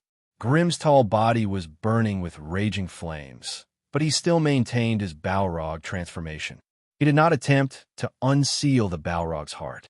Even though his pupils that flickered with blue radiance stared at the completely vigilant Tula, his mind was rapidly communicating with a certain strange existence. Just as Tula was about to launch a sneak attack on him, a spiritual force had suddenly appeared and lightly touched his senses. After communicating with the other party, the first thing it did was to warn him about the old spider's sneak attack. Otherwise, he would not have been able to detect Tula's existence with his spiritual force when he had just broken free. If the sneak attack had succeeded, it was inevitable that he would have suffered some serious injuries. Do you believe me now? The mysterious spiritual force continued to communicate with him. I've helped you, so you have to help me too. I don't need you to do anything else. All you need to do is force that damned old spider to retreat 30 meters to the side, and I'll do my best to help you kill it. Grimm was speechless. However, according to the AI chip's database, this mysterious spiritual force seemed to match a certain fellow. If it was really him, then everything that had happened could be explained. Grimm quickly came to an agreement with the other party and made his move without hesitation. The rotted one that was lying limp in front of Tula suddenly glowed with a green aura. Two smaller rotted ones rose from the ground and began to spit strong corrosive acid at Tula. Grimm held his staff in his left hand and the secret voodoo scroll in his right. With the sound of pages flipping, a dense red light flashed, and a violent chain of fireballs flew towards Tula. This chain of fireballs was something that had been stored in the secret voodoo scroll. Grimm used the staff in his hand to create an explosive fireball, which he threw towards Tula's left. He did not care about the existence of the three-headed devil hound, Angwa, in this attack. If Tula had used Angwa to block this wave of attacks, he would not have been able to avoid being affected by the shockwaves. He had long since calculated that magi were heartless fellows, and using his subordinates to threaten them was akin to courting death. Therefore, the 6 limbs under Tula's body moved rapidly and moved horizontally to the side. At the same time, it raised its colisary and smashed the heavily injured Anguja towards the fireball on its flank. According to Tula's usual habits, he should have charged forward and forcefully resisted the other party's attacks. He would then get close to Grimm and engage in close combat with him. With the terrifying multiple attacks that he had honed for hundreds of years, it was worth it to exchange a small injury for a chance to kill his opponent. However, Tula was still wary of the powerful spell book in Grimm's hands. A spell book that could instantly cast so many powerful spells must have long since reached the level of a magic tool. Before figuring out how many spells were stored inside, Tula wouldn't rashly risk his life against that human magus. Moreover, the human magus had suddenly taken the initiative to attack, and Tula felt that there was some sort of conspiracy going on. As expected, after a series of attacks, the human magus's body was suddenly engulfed in flames, and he disappeared within the flames. Flame leap. Damn it, where's he going to jump? Is he going to coordinate with the elemental puppet and attack? Or is he going to rush over and fight? With unease and doubt, Tula's 2 pairs of colisary at the front of its body stood up high, and they were like 4 sharp blades that sealed off every inch of space around it. Using the other 2 pairs of legs, Tula began to retreat rapidly and quickly moved away from its original position. However, just as its enormous body was retreating, a pile of rubble at the edge of the cave suddenly exploded. A slightly slender figure quickly rushed out, fiercely throwing itself onto its thick shell. There's still an enemy? The sudden appearance of this enemy scared the living daylights out of Tula. It frantically shook its body, wishing to shake off the other party. However, the other party didn't seem to mind whether or not it would be injured at all, actually swimming up its massive carapace along its back. Then, it endured the pain of the thick and hard bristles scratching its tender skin, throwing itself straight at Tula's head. Tula the demon-hunting spider was horrified. Chapter 424. How terrifying was the petrifying gaze of a Medusa? Most of the people who had experienced it personally would not be so lucky to complain about it. Therefore, Grimm was fortunate enough to witness how an elite monster lord was petrified in the broken lair of the demon hunter spider Tula, who had suddenly turned around, felt that the light in the pair of eyes was so intense that it could be described as blinding. Its vision turned black, and then it could not see anything. In the blink of an eye, Tula felt its body go numb, and all of its limbs and body immediately lost feeling. The numbness was still invading its body at an alarming rate. However, Medusa's petrifying gaze was obviously not going so smoothly. As the yellow light flickered on Tula's body, the old spider's head was the first to solidify into a hard stone. As the yellow light rapidly spread, half of the old spider's carapace and the first two pairs of chelicerae were petrified one after another. However, at this moment, the old spider's counterattack had also arrived. Colorful little spiders crawled out of the folds of the demon hunter spider Tula's swollen abdomen and quickly pounced on Medusa's body, biting her in a frenzy. A milky white light flickered in the old spider's body, as if it was rapidly absorbing the petrifying force that Medusa had injected into its body. The yellow petrifying force and the milky white healing light clashed fiercely at the junction of the old spider's carapace and huge abdomen. It was obvious that they were in a stalemate. Medusa, who had wanted a sneak attack and kill Tula in one go, was obviously not in a good state either. Her long snake tail swung wildly, whipping and crushing many little spiders to death, but a large number of them still pounced on her body and bit her fiercely. The intense pain in her body and the suffering in her mind made Dana almost unable to continue. "Quick, kill it!" Dana screamed at the top of her voice. The previous round of explosion was obviously the last bit of her strength. When the last trace of the petrifying force entered Tula's compound eyes, which were less than 30 centimeters apart, Dana powerlessly loosened her grip on the old spider's huge claws, and her battered body fell from Tula's carapace.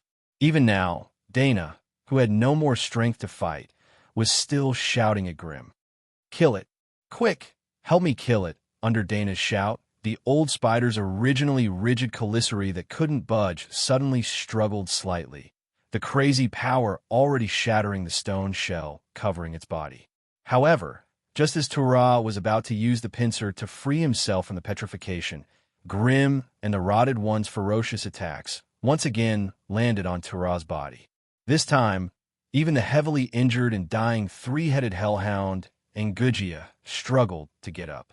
He used his remaining two heads to spit fireballs and wind blades at the old spider.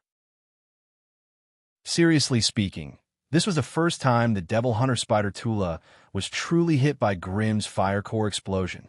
In the past, the old spider could use his nimble movements and quick counterattacks to avoid the core area of the fire element spell. Thanks to Audiobook's magic resistance, it was able to withstand the aftershock of such a small amount of witchcraft without any danger. But this time, a small part of Tura's body had been petrified, and its spirit had been paralyzed by the contamination, when Grim's witchcraft hit it solidly. The fire core explosion had an attack power of 130 degrees. This was a terrifying attack that even a monster at the peak of the elite stage would find hard to withstand. The elemental hole formed by the fire core explosion, which was nearly 1 meter in diameter, directly hollowed out a small part of Tura's body. Even for the enormous body of the devil hunter spider Tula, a large hole that was nearly 1 meter in diameter in the middle of its body was still an unbearable wound. All the flesh and internal organs in the wound were charred by the high temperature, and the blood vessels and bleeding points were temporarily sealed, so not a single drop of blood flowed out of the large wound. But as the pressure on the wound increased, the purple-black spider's body fluid erupted like a volcano. Tura, who had just broken free of the petrification, fell to the ground with a mournful howl. The three-headed hellhound Engugia and Medusa also fell to the ground with Tura. The two of them were barely able to support their bodies with a single breath, and now that they saw their nemesis Tura in such a state, they fell to the ground as well. Grim quickly walked in front of Engugia and took out 5 bottles of healing potions from his pocket. He poured them into Engugia's mouth and managed to save its life. Next, Grim slowly walked to the Medusa who had fallen to the ground and waved a bottle of healing potion at her. "Do you need me to help you heal?" He shook the bottle of green healing potion. "As long as you rely on me, I can guarantee that you'll live." Who knew that before the Medusa could say anything, the dying old spider on the ground actually sent out a mental wave that begged for mercy. "Save me. Save me. You saved me. I'll listen to everything you say." Ugh, to think that a former demon lord could be so submissive. No matter what, this was out of Grimm's expectations.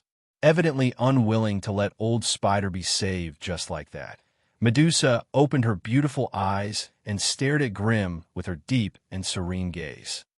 That bastard Turah has already planted an insect egg in me, and it'll break out in half an hour. Don't even think about it. Medusa was obviously a person of few words, but her words were worth their weight in gold. She could have pretended to rely on Grimm in exchange for old Spider's life, but she still told him the truth. Grimm smiled faintly, completely ignoring the pleading Turah beside him. He said sincerely to the Medusa, "You don't have to worry about that. It's just a parasite egg. I'm confident that I can extract it for you. Now it all depends on whether you're willing to rely on me." The Medusa tried her best to prop herself up with her arms. She looked around, then stared at Grimm. "As long as you can kill Turah and cure me, I'll serve you in the name of Mother Earth forever." Medusa's words immediately startled the heavily injured old spider. However, before it could muster up any strength to fight Grimm, a black staff with red stripes slammed heavily on its head, smashing the last bit of its life force into smithereens. Although it seemed like old Spider's combat ability was far above Medusa's, after weighing the pros and cons, Grimm was not absolutely confident that he could control a peak elite demon lord. After all, he could only fight old Spider head-on after his second transformation. The huge gap in their mental strength made any control spells or contracts less secure. Therefore, rather than taking in a snake and a rat, it was better to take in a loyal Medusa. After the battle was over, Grimm sent the Rotted One and Anguja to clean up the spider's lair, while he stayed behind to help Medusa deal with the hidden danger in her body. If it was any other magus, even those who specialize in anatomy and magic creatures, they would not be able to scan Medusa's body so clearly like Grimm. With the help of the AI chip, Medusa purposely removed her life force field. Therefore, Grimm's elemental vision was like a powerful X-ray machine, deeply scanning her entire body. He then successfully found a parasite the size of a palm in her abdomen. It was a strange creature that looked like both a spider and a scorpion. Its skull was deeply embedded under the Medusa's sternum, and its 4 pairs of sharp limbs on both sides of its body tightly gripped the Medusa's spine. The end of its tail had already pierced into the spine, and it seemed to be slowly absorbing the Medusa's bone marrow. Since Medusa was so weak now, this parasite had obviously absorbed a lot of her strength. With such a complicated situation and such a strange parasite, it would be difficult for any other magus to get rid of it without harming Medusa's origin. However, this was not a problem for Grimm, who had X-ray vision. He asked Dana to lie flat on the ground and took out a dozen surgical tools of different shapes and functions from his pouch. Then, he cut open Medusa's abdomen with a loud screech. Grimm lowered his head, and the scalpel danced between his slender fingers, turning the operation into an art. After cutting open her chest, Medusa's body structure that was different from normal humans was revealed in front of Grimm. Below the sturdy sternum was a whole piece of dense dark red tissue, covered by a thin but solid membrane. Below it, the Medusa's 3-valve heart was beating slowly and powerfully. However, at this moment, a terrifying insect with a dark red body covered in a hard carapace was crawling on Medusa's spine. There were 7 to 8 small tubes on its body that were connected to Medusa's internal organs. As if sensing the external threat, the insect raised its translucent head, which had not hardened yet, and let out a weak but firm hissing sound towards Grimm. The speed at which it was absorbing Medusa's strength had obviously increased. Grimm smiled coldly. If it was someone else, they might not know how to deal with such a strange creature. It could easily kill the parasite and harm Medusa's body at the same time. However, Grimm was different. He had the best surgical guidance. The AI chip in his brain instantly scanned all the points of contact between the insect and Medusa and projected them onto Grimm's retina. 17 points of contact. Among them were 8 blood vessels, 5 catheters, 1 head sac, 2 body nodes, and 1 spine spike. Only by removing these things from Medusa's body in the shortest time possible could he prevent the insect from causing more damage to Medusa. In order to do this, Grimm only needed an instant. Grimm threw away the scalpel, and the tips of his slender fingers lit up with a sharp flame. Like a delicate pianist, he quickly moved around the insect's body. Meanwhile, the depths of his black pupils suddenly lit up, shooting out two scorching rays that were as thin as lasers. With his perfect hand and eye coordination, the 17 connecting points were almost instantly cut off. Even the insect's 4 pairs of limbs were cleanly cut off by Grimm. Chapter 425. How much could he gain from robbing a magical creature leader? Grimm did not want to answer this question, as he was grinning from ear to ear. In the deepest part of the spider's lair, the old spider had carved out many independent caves, each of which contained different types of valuable metals, ores, and rare resources. Even with the old spider's hundreds of years of hard work, the wealth he had left Grimm speechless. Of course, as the magical creatures did not have a perfect system for refining ores, most of the ores they stored were natural metal crystals and magical gems of better quality. In the old spider's warehouse, Grimm found a large amount of natural magic iron, which was one of the basic materials used by wizards to create magic iron alloys. Other than magic iron, Grimm also found ores such as thorium, mithril, krypton, adamantine, as well as many magical gems such as shadowstone, cat's eye stone, emerald, or topaz, of course. Other than ores and gems, the old spider also had a warehouse full of magic crystals. Although magic crystals and magic stones were both magical creations, they were of a much lower grade. Magic crystals were formed from natural stones that had absorbed an excessive amount of magical elements. Hence, after the magical energy within was extracted, it would form a large amount of residue. Magic crystals, on the other hand, were crystals formed purely from concentrated magical elements under strong external pressure. The amount of magical energy a magic crystal could store was far greater than that of a magic crystal. In general, magic crystals had a stable structure, but they could only absorb a small amount of magical energy. Although the structure of magic crystals was not very stable, they contained a large amount of magical energy and would not leave any residue after being crushed. Hence, high-level spell formations and wizard formations required magic crystals as the source of magical energy, while magic crystals could only be used in low-level situations. The exchange rate between the two was around 10 magic stones equals 1 magic crystal. As for the magical creature nests in the Black Forest, they did not have the ability to refine and compress magic crystals, so they mostly used magic crystals that they had dug out themselves. Grimm roughly estimated that the old spider had about 700,000 to 800,000 magic stones, which was equivalent to about 70,000 to 80,000 mana crystals. Even though they could not completely offset the cost of the wizard's pagoda, they could still make up for it. Furthermore, Grimm had sent out more than one team to search for magic crystals. If the other 2 teams had similar findings, they might even have some leftover magic crystals. However, the thing that made Grimm the happiest was a bottle of Terra Vein blood. This was a great supplement for Earth bloodline sorcerers. If it was brought to the sorcerer's market, it could be exchanged for at least 30,000 magic crystals. Apart from that, there were also large amounts of resources associated with metal ores such as shadow crystal, T-spar, black jade, elemental earth, or some special plant resources in the dark forest such as thousand-year-wood heart, giant tree root, magic vine seed, sunflower. Among these miscellaneous resources, Grimm also found a small laboratory filled with oddly shaped arachnid specimens and a large number of unformed embryos. After a careful search, Grimm found a knowledge crystal in the secret compartment of the laboratory. It seemed to record Tula's experience in biological modification experiments and part of the soul knowledge. Although the monsters did not have a complete and comprehensive inheritance system like the wizards, every ambitious monster would secretly conduct some related research in secret. However, their research was isolated and secretive, and they almost never communicated with each other.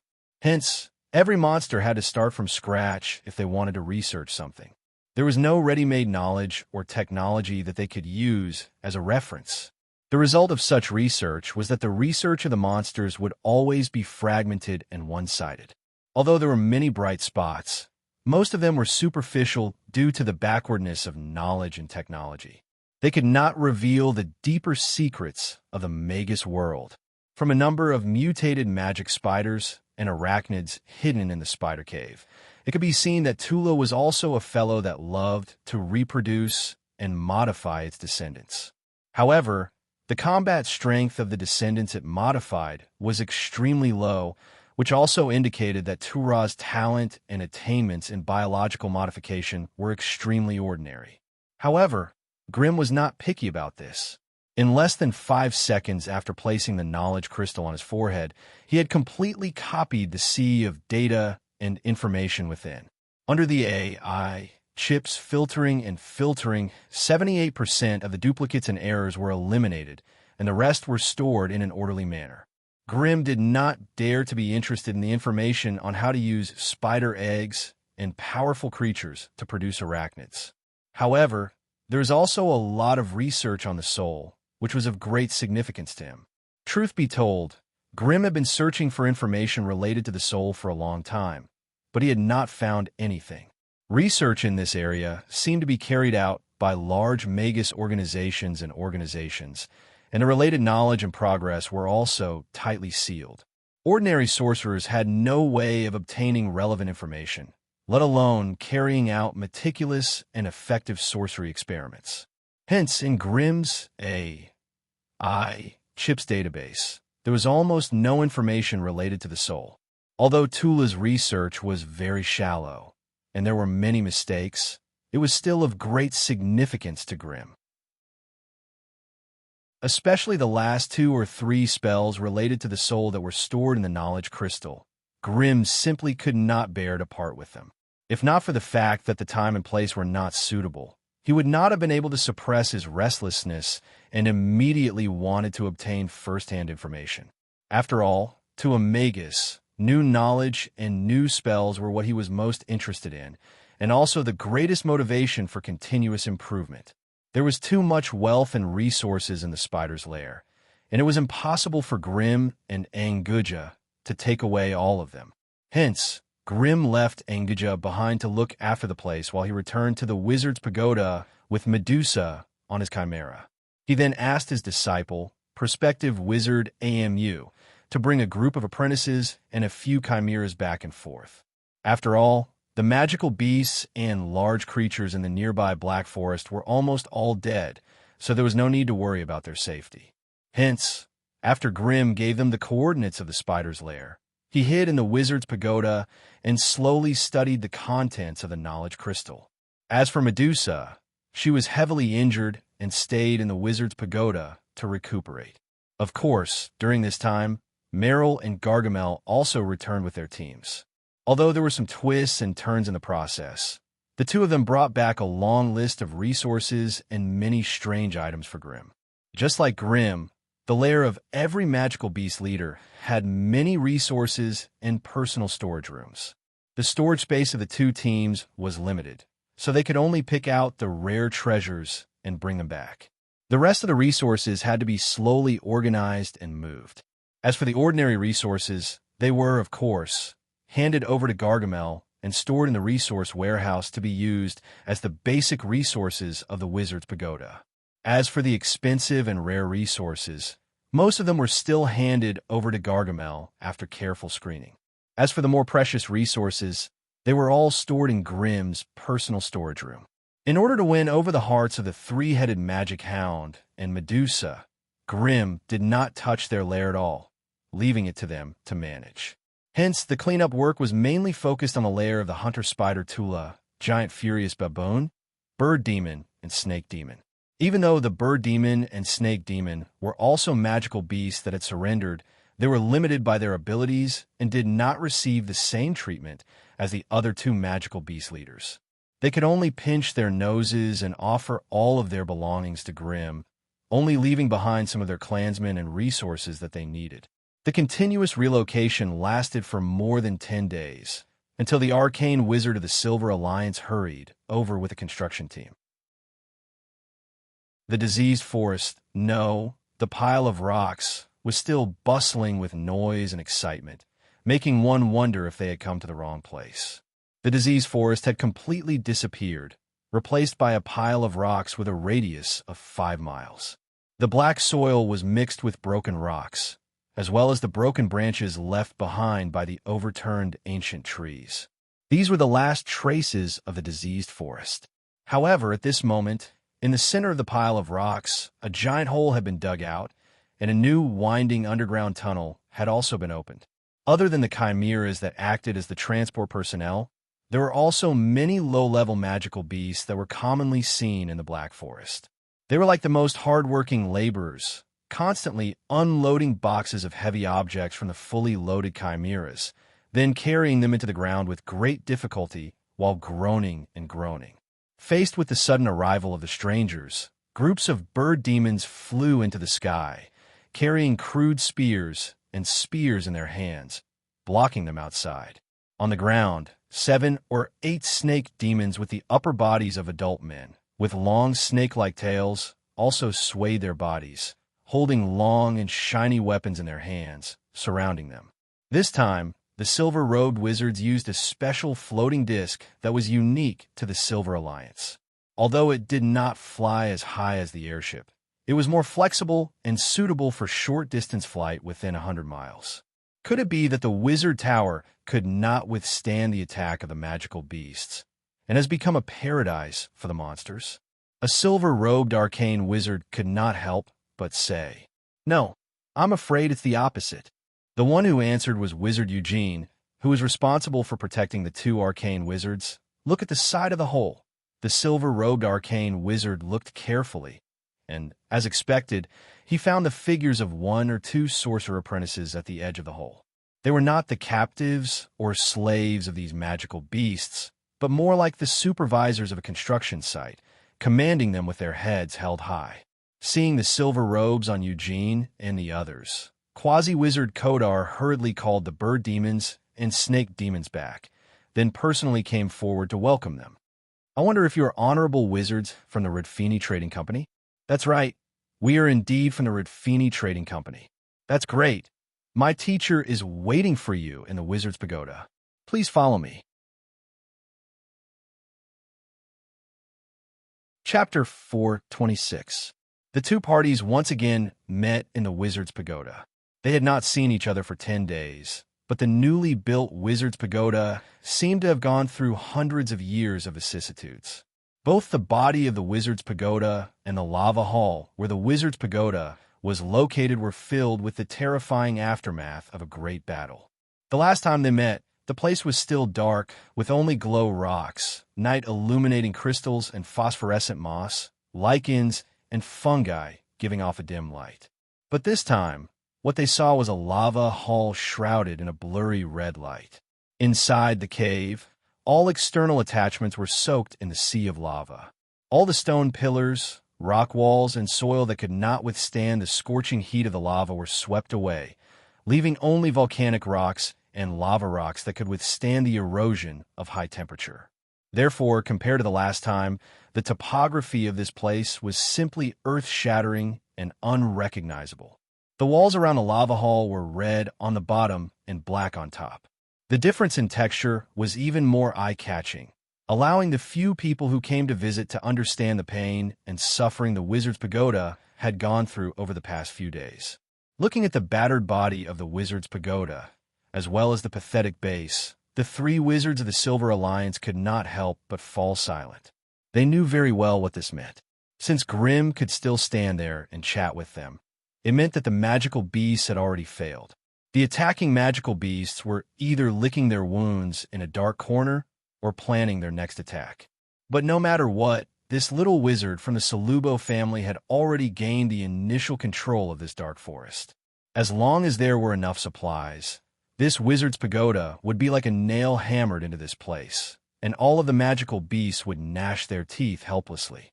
After all, a wizard with the Wizard's Pagoda had an overwhelming advantage in all aspects. and these advantages could not be overcome with numbers. But after looking at the number of wizards and apprentices within the wizard's pagoda, the three silver-robed wizards could not help but shake their heads.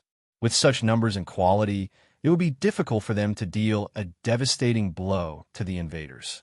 And once the leader of the magical beasts escaped, they could come back at any time. As for why the three silver-robed sorcerers came to this conclusion, it was mainly because Grimm had sent Dana, Nguja, Forest Demon, Bird Demon, and Snake Demon out. Hence, there were only 3 wizards, Grimm, Gargamel, and Merrill, as well as 3 prospective wizards, Kedar, Arm, and Sabrina, guarding the wizard's pagoda. As for the other apprentices, they would not be of much use in the face of the monster horde. Therefore, the 3 silver-robed wizards speculated that Grimm had used the lava in the well to flood the hall with fire, forcing the monsters to retreat. In this way, neither side would obtain a true victory. The hatred and war between the two sides would continue indefinitely. Under such circumstances, even if there were any rare resources in the nearby Black Forest, it would be difficult to exploit them effectively due to the effects of the war. This caused the 3 silver-robed magi's evaluation of Grimm to drop even further. There are only 3 wizards, and one of them is obviously a new wizard. Could it be that the Cerubo family can't send anyone to help them? One of the silver-robed magi communicated with each other using the soul telepathy in disbelief. Don't forget, this seems to be his personal wizard's pagoda. It's possible that he did not receive the support of his family. So his family sent him to his death? This is the Black Forest. Building a pagoda here will result in the attacks of the magical beasts. Could it be that this fellow knew nothing about this? Who cares? Our mission is to build a good wizard's pagoda according to the needs of our clients. We don't have to worry about anything else. The 3 silver-robed magi discussed the maintenance of the wizard's pagoda and the aftermath with Grimm. After the battle, the wizard's pagoda had suffered severe damage both inside and outside. It would not be cheap to repair it. Furthermore, the facilities within the wizard's pagoda were not complete. They could use this opportunity to fix them. Of course, the teleportation formation was an exception. Hence, both parties engaged in an intense discussion about the cost. Finally, after consulting with the upper echelons of the trading company, they settled on a final price of 167,000 magic crystals. As for the foreign slaves that Grimm had bought previously, they had already arrived at Pine Tower Town. They were being escorted by a team of troops to the wizard's pagoda and would arrive in about 4 days. 167,000 magic crystals. Even some of the veteran magi might not be able to fork out such a huge sum. When Merrill and Gargamel heard this, their faces turned deathly pale, and their little hearts couldn't take it anymore. They had all participated in the process of building the wizard's pagoda from scratch. The basic cost of building the wizard's pagoda was 200,000 magic crystals. Coupled with the 110,000 magic crystals used in the attack of the magical beasts, and the 167,000 magic crystals he had spent this time. This meant that Grimm had spent close to 500,000 magic crystals to build his personal wizard's pagoda. This number made Merrill, a new wizard who had just gotten rid of her status as an apprentice, and Gargamel, a wandering wizard, feel a suffocating pressure. It was no wonder that so many wizards were willing to spend their entire lives slowly developing their own wizard's pagoda.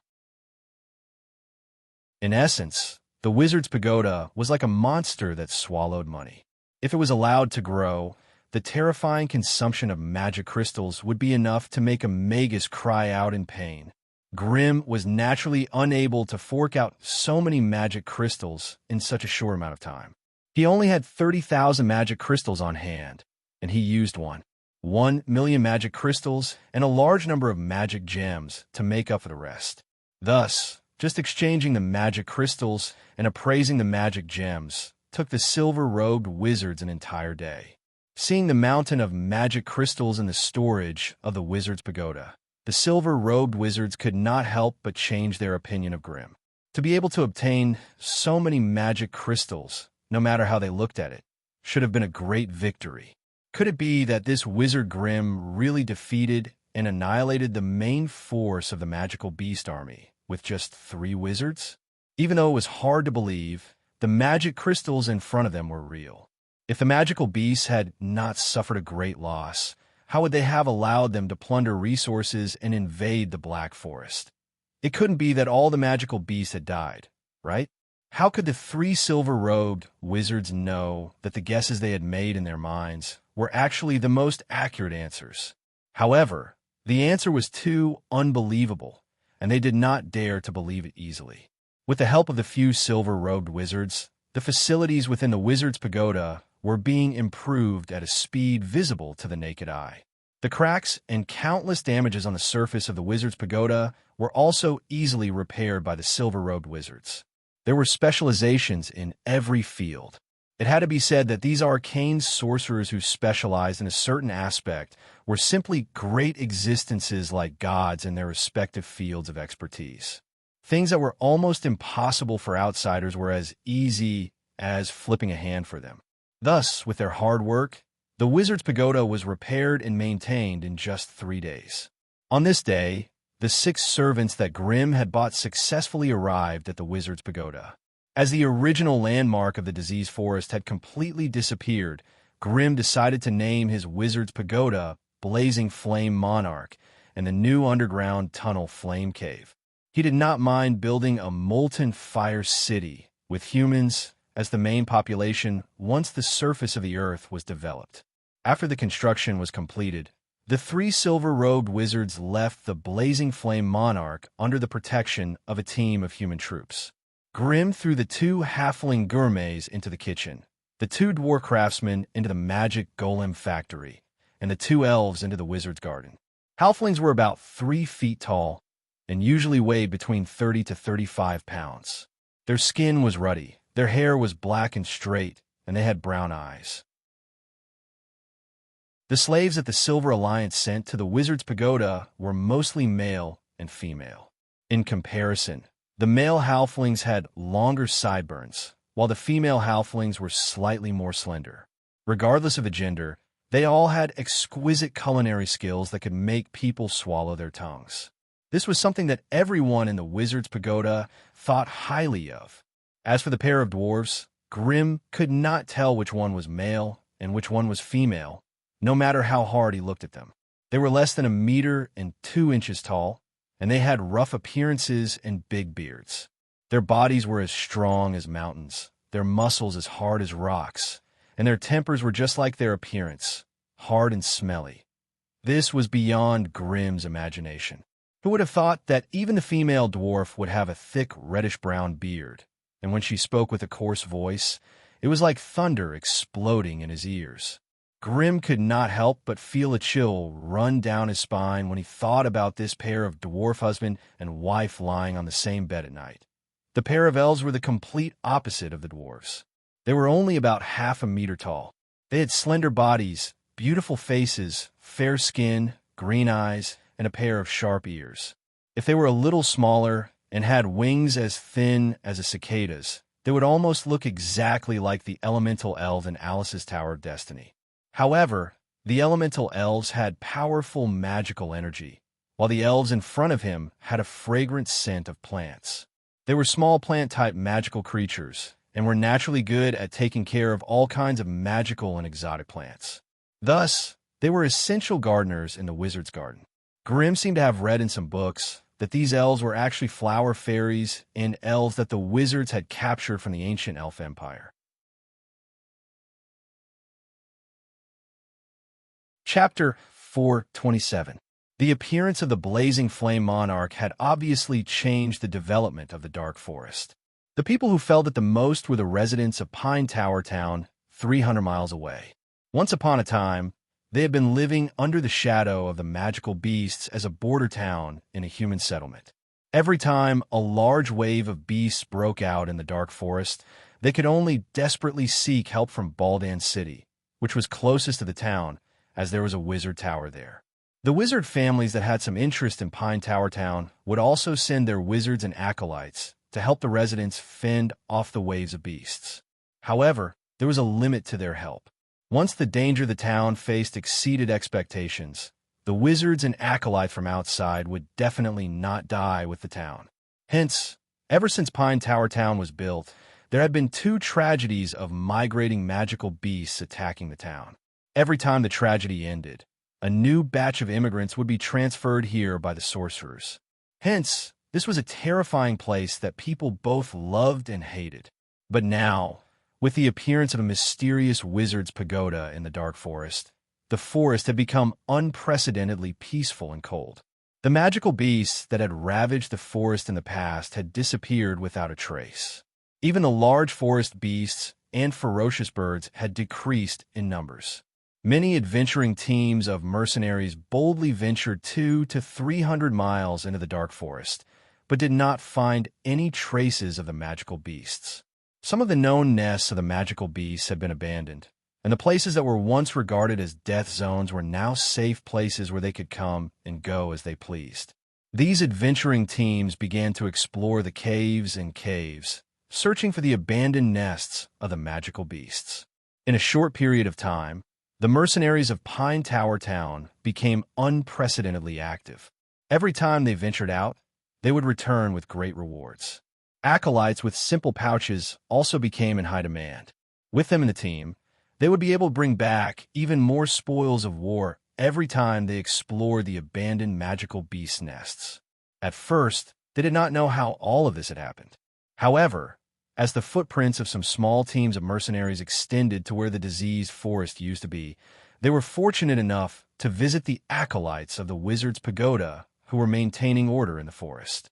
Only then did they find out that a great wizard's pagoda had been erected beneath the diseased forest. The place was no longer called the diseased forest, but the flame cave that everyone was talking about. As for the depths of the flame cave, that was where the great flame monarch, Wizard's Pagoda, was located. When this news reached Pine Tower Town, it immediately caused a huge sensation. Not only were the townspeople ecstatic, but even the sorcerer apprentices who were training in the vicinity of the town were also unusually excited. Not only were the residents of the monarch's pagoda happy, but even the apprentices of the wizards of the pagoda.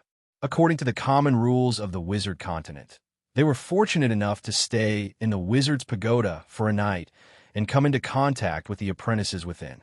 From there, they learned that the monarch of fire belonged to the wizard Grimm of the Cerubo family. Tower family? Wizard tower wizard dragon wizard.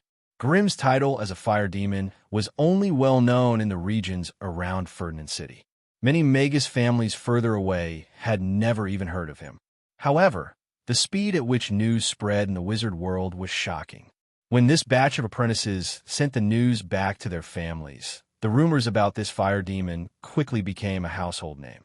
A newly advanced sorcerer had fought against a strong enemy and killed a veteran sorcerer in a 1 versus 2 situation. Later, in a family conflict, he had killed an elite bloodline sorcerer.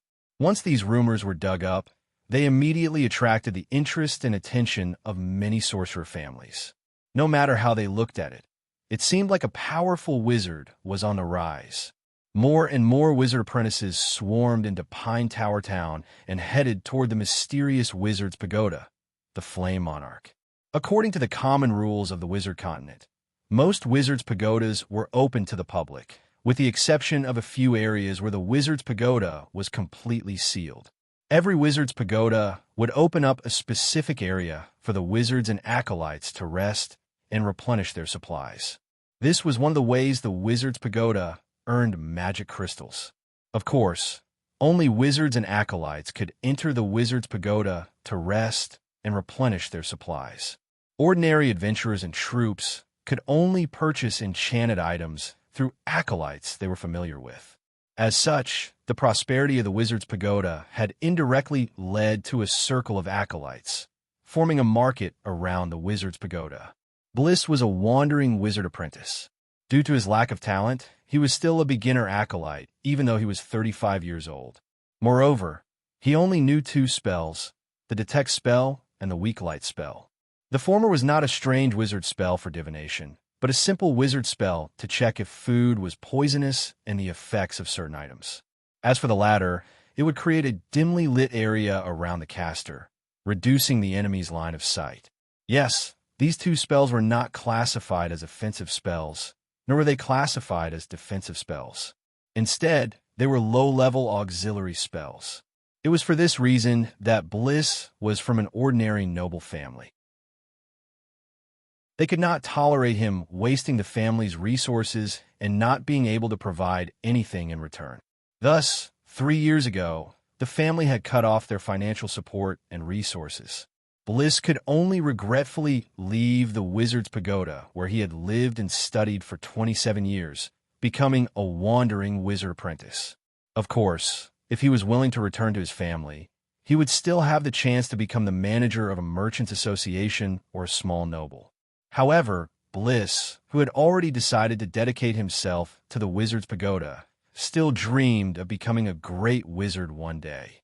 Thus, he would rather roam the various regions and train than return to his family to be a puppet that followed the rules. When he happened to wander into the Alobis region, he heard that a new wizard tower had appeared in the small town of Pine Tower.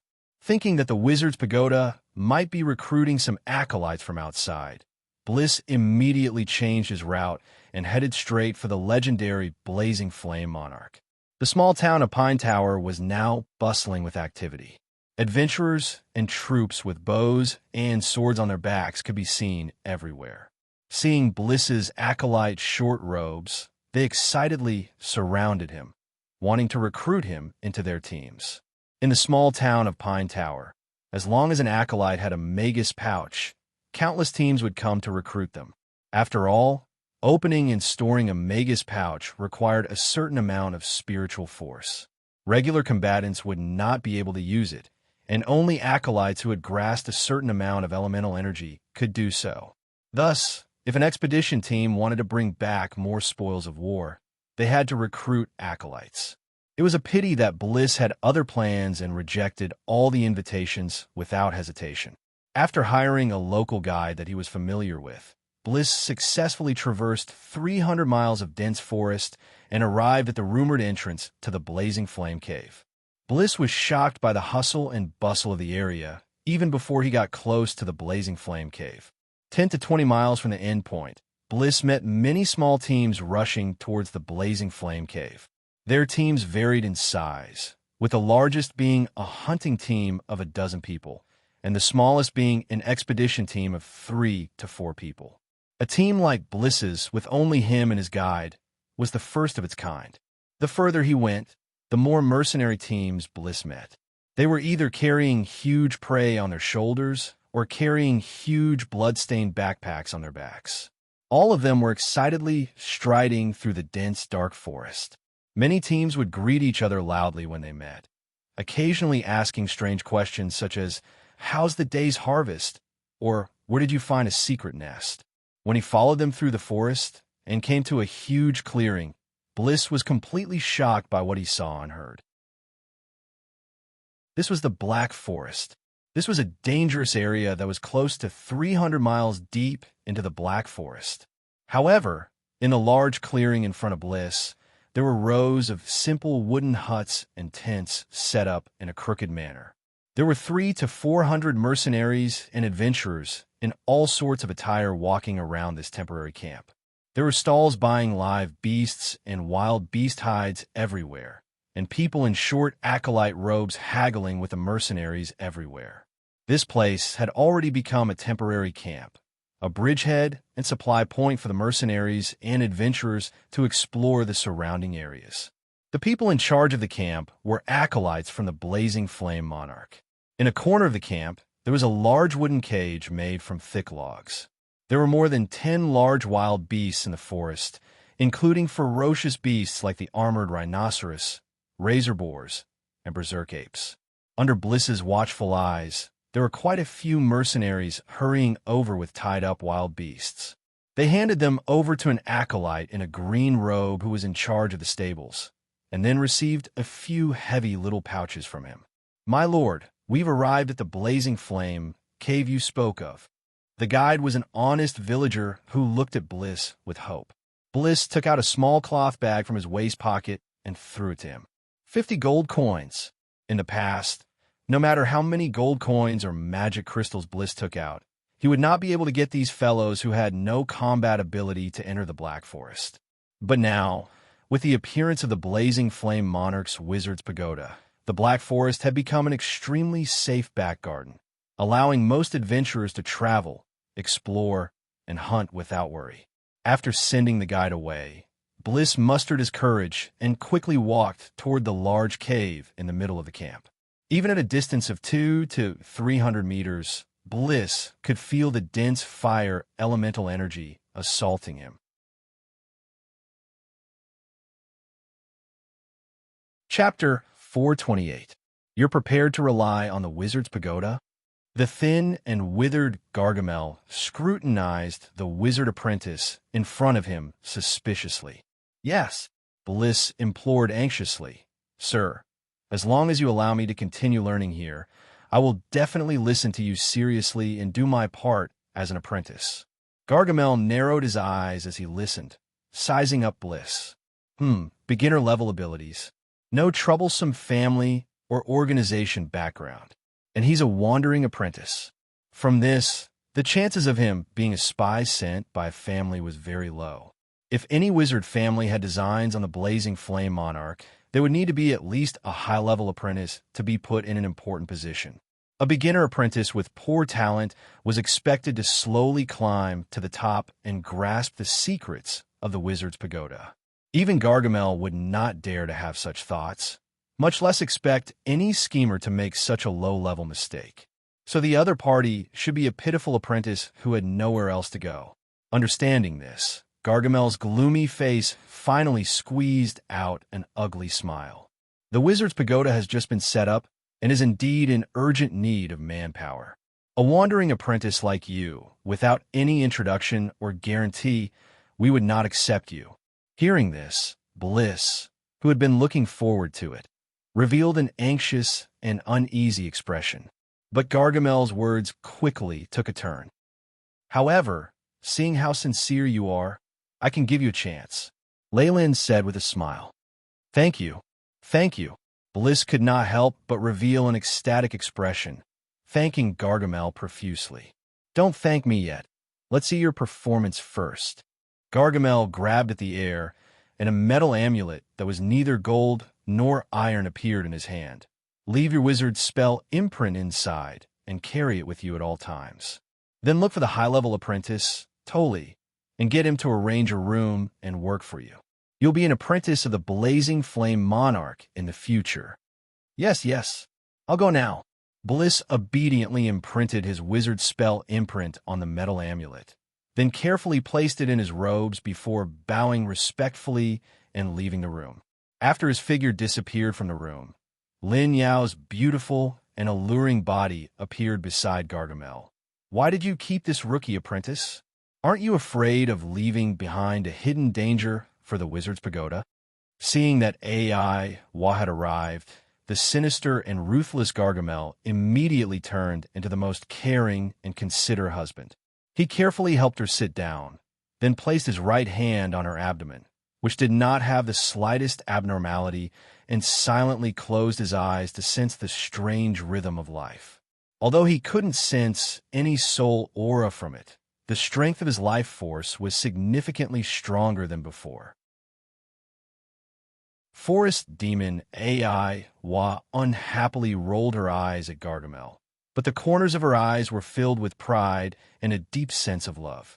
Although a kid like him doesn't have much strength, he's the easiest to nurture into a trusted aide.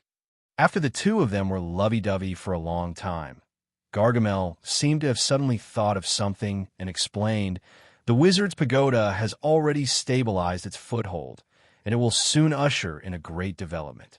Regardless of whether it was the Master's family or other organizations, there would always be spies planted in them. That's why we have to wedge a few spies in advance, so that we can control the situation in the future." Forest Demon Ava was obviously not interested in this. You human wizards are just too scheming. Even a small wizard's pagoda has to fight with each other and cause so much trouble. Gargamel shook his head and said, "This is not a small matter, but a huge benefit. To put it bluntly, ever since our wizard's pagoda was built, the surrounding 300 to 400 miles of dark forest has become our appendages. As long as it doesn't fall, no one will take away the benefits here. According to my estimates, in a few days, the Kamala family will send someone to contact us."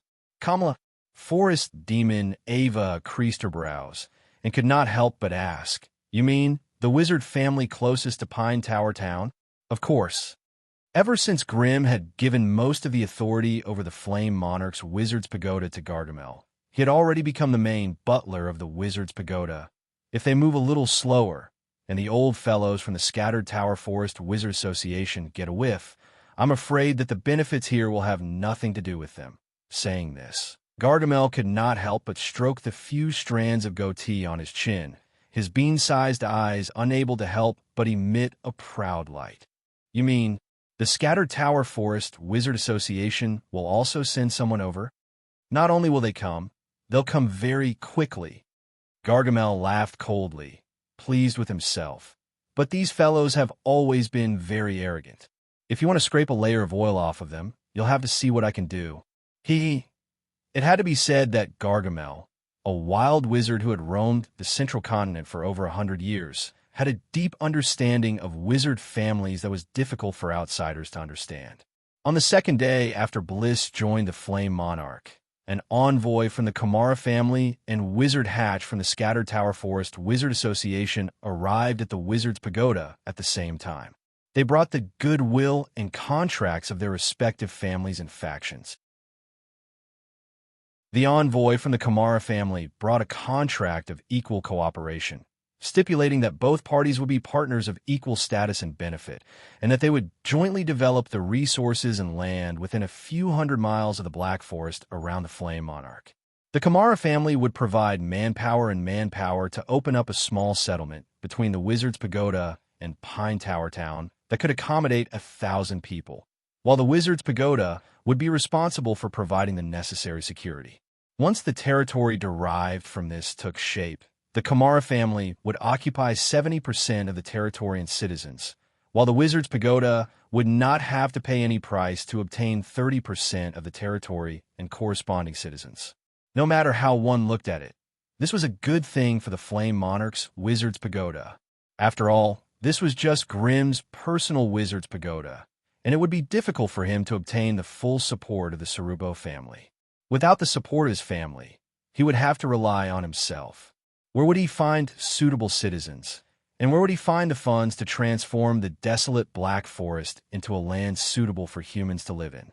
If Grimm wanted to monopolize this territory, he would have to reject the Kamara family's proposal and complete everything on his own. This also meant that in the next 100 years, he would have to spend most of his time on the complicated construction of his territory, as well as the trivial matters of his thousands of citizens. This was something that Grimm, who had great ambitions and aspirations, could not accept. As for the Scattered Wizard Association of the Tower Forest, the conditions they offered were slightly harsher. As long as Grimm agreed, the Wizard Association planned to build a public city here, with the Flame Monarch's Wizard's Pagoda as its core. However, the old fellows of the Wizard Association were still unwilling to give up their control over the city, and were only willing to give Grimm dividends in the form of magical crystals.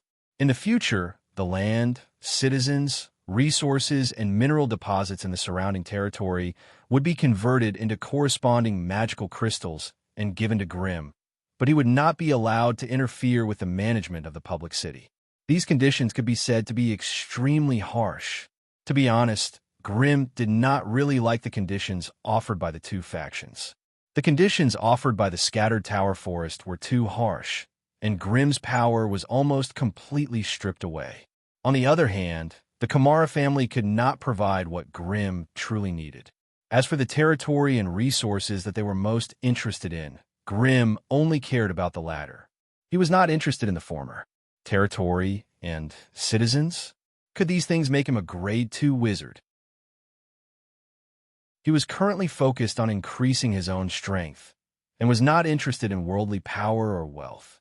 If he had a mature and stable family system, the vast territory and endless resources would be of real use, and he would be able to nurture a qualified successor to the family. However, to put it bluntly, Grimm had been working hard on his own. Even if he gave Grimm a huge territory, he would not have the time to slowly cultivate apprentices and wizards who were loyal to his family. Hence, Grimm did not want to accept either of the two factions' conditions. However, by doing so, he would have offended both the local tyrant and the old guys from the Wizard Association. One could imagine that the Flame Monarch's Wizard's Pagoda would not have a good time in the future. Just as Grimm was in a dilemma, the prepared Gargamel whispered a few words in his ear. Immediately, Grimm broke into a smile and became spirited. Sneaky. Gargamel's move was definitely sneaky. Hence, on the second day after the two factions came into contact with Grimm, the magical creatures once again returned. A team of adventurers that had crossed the fiery cave to explore the northern forest were suddenly ambushed by a group of magical creatures. Out of the team of 5, only one thief managed to return. When he returned to the temporary camp, covered in blood, it immediately caused a commotion. Was the peace in the Black Forest for the past half a month just an illusion? Could it be that the surrounding magical creatures had not been purged? Could it be that new magical creatures had invaded this empty territory? The series of questions made the mercenaries and adventurers very worried. With their strength, it would be quite risky to slaughter the beasts in the forest. If they encountered those terrifying magical creatures, even if their team was 10 times bigger and their equipment 10 times better, they would not be able to withstand the strange and powerful wizard abilities of the creatures. The thief that escaped back to the camp was quickly brought to the Wizard's Pagoda. In front of the representatives of both factions, Grimm asked him about his encounter in detail. They were attacked by a monster 70 miles northwest of the Flame Cave. The attacker was a terrifying two-headed demon hound. It led a group of 20 to 30 demon dogs and attacked their camp under the cover of the night. The thief's companions were easily slaughtered without any resistance. The thief was lucky enough to escape and eavesdrop on the conversation between the leader of the demon dogs and another terrifying Medusa. It was as if they were organizing a new wave of beasts, ready to attack the tower built by the human wizards at any time. Chapter 429. A New Wave of Beasts. Wouldn't that mean that any investment in this area would be met with a terrifying disaster? Without further ado, the representatives of the two factions immediately rescinded the conditions of the previous agreement. After a close discussion with the higher-ups, they proposed a more conservative plan. After careful discussion and negotiation, Grimm finally chose to accept the plan of the Scattered Wizard Association of the Tower Forest. The first step of the plan would last for 10 years. The Scattered Wizard Association of the Tower Forest would set up a mission point in the Flame Monarch's Wizard Pagoda, encouraging more wizards and apprentices to set their training grounds in the Flame Monarch's Wizard Pagoda in order to increase the wizard power of the Wizard Pagoda. What Grimm needed to do was manage the Wizard's Pagoda well and maintain the safety of the training ground around it.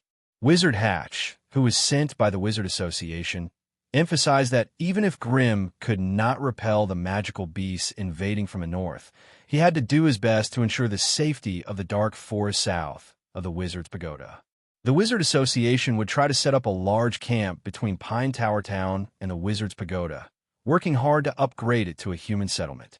The Wizard Association would definitely send the necessary wizards and apprentices to guard such a large camp. But if it was attacked by a large number of magical beasts, the Flame Monarch's Wizard's Pagoda would have to provide powerful wizard spells. The higher-ups of the Wizard's Pagoda, represented by Gargamel, had a difficult discussion with Wizard Hatch. Both sides had broken down countless times, then were forced to sit together again under the pressure of the higher-ups. After a dozen rounds of bargaining, both sides finally came to an agreement, just as the dark forest north of the Wizard's Pagoda was once again filled with danger. Other than the previous agreement, the Scattered Wizard Association of the Tower Forest would fund the construction of 2 teleportation formations for the Flame Monarch. One was a large-scale public teleportation formation built within the lava hall and maintained and operated by the Wizard Station by the Association.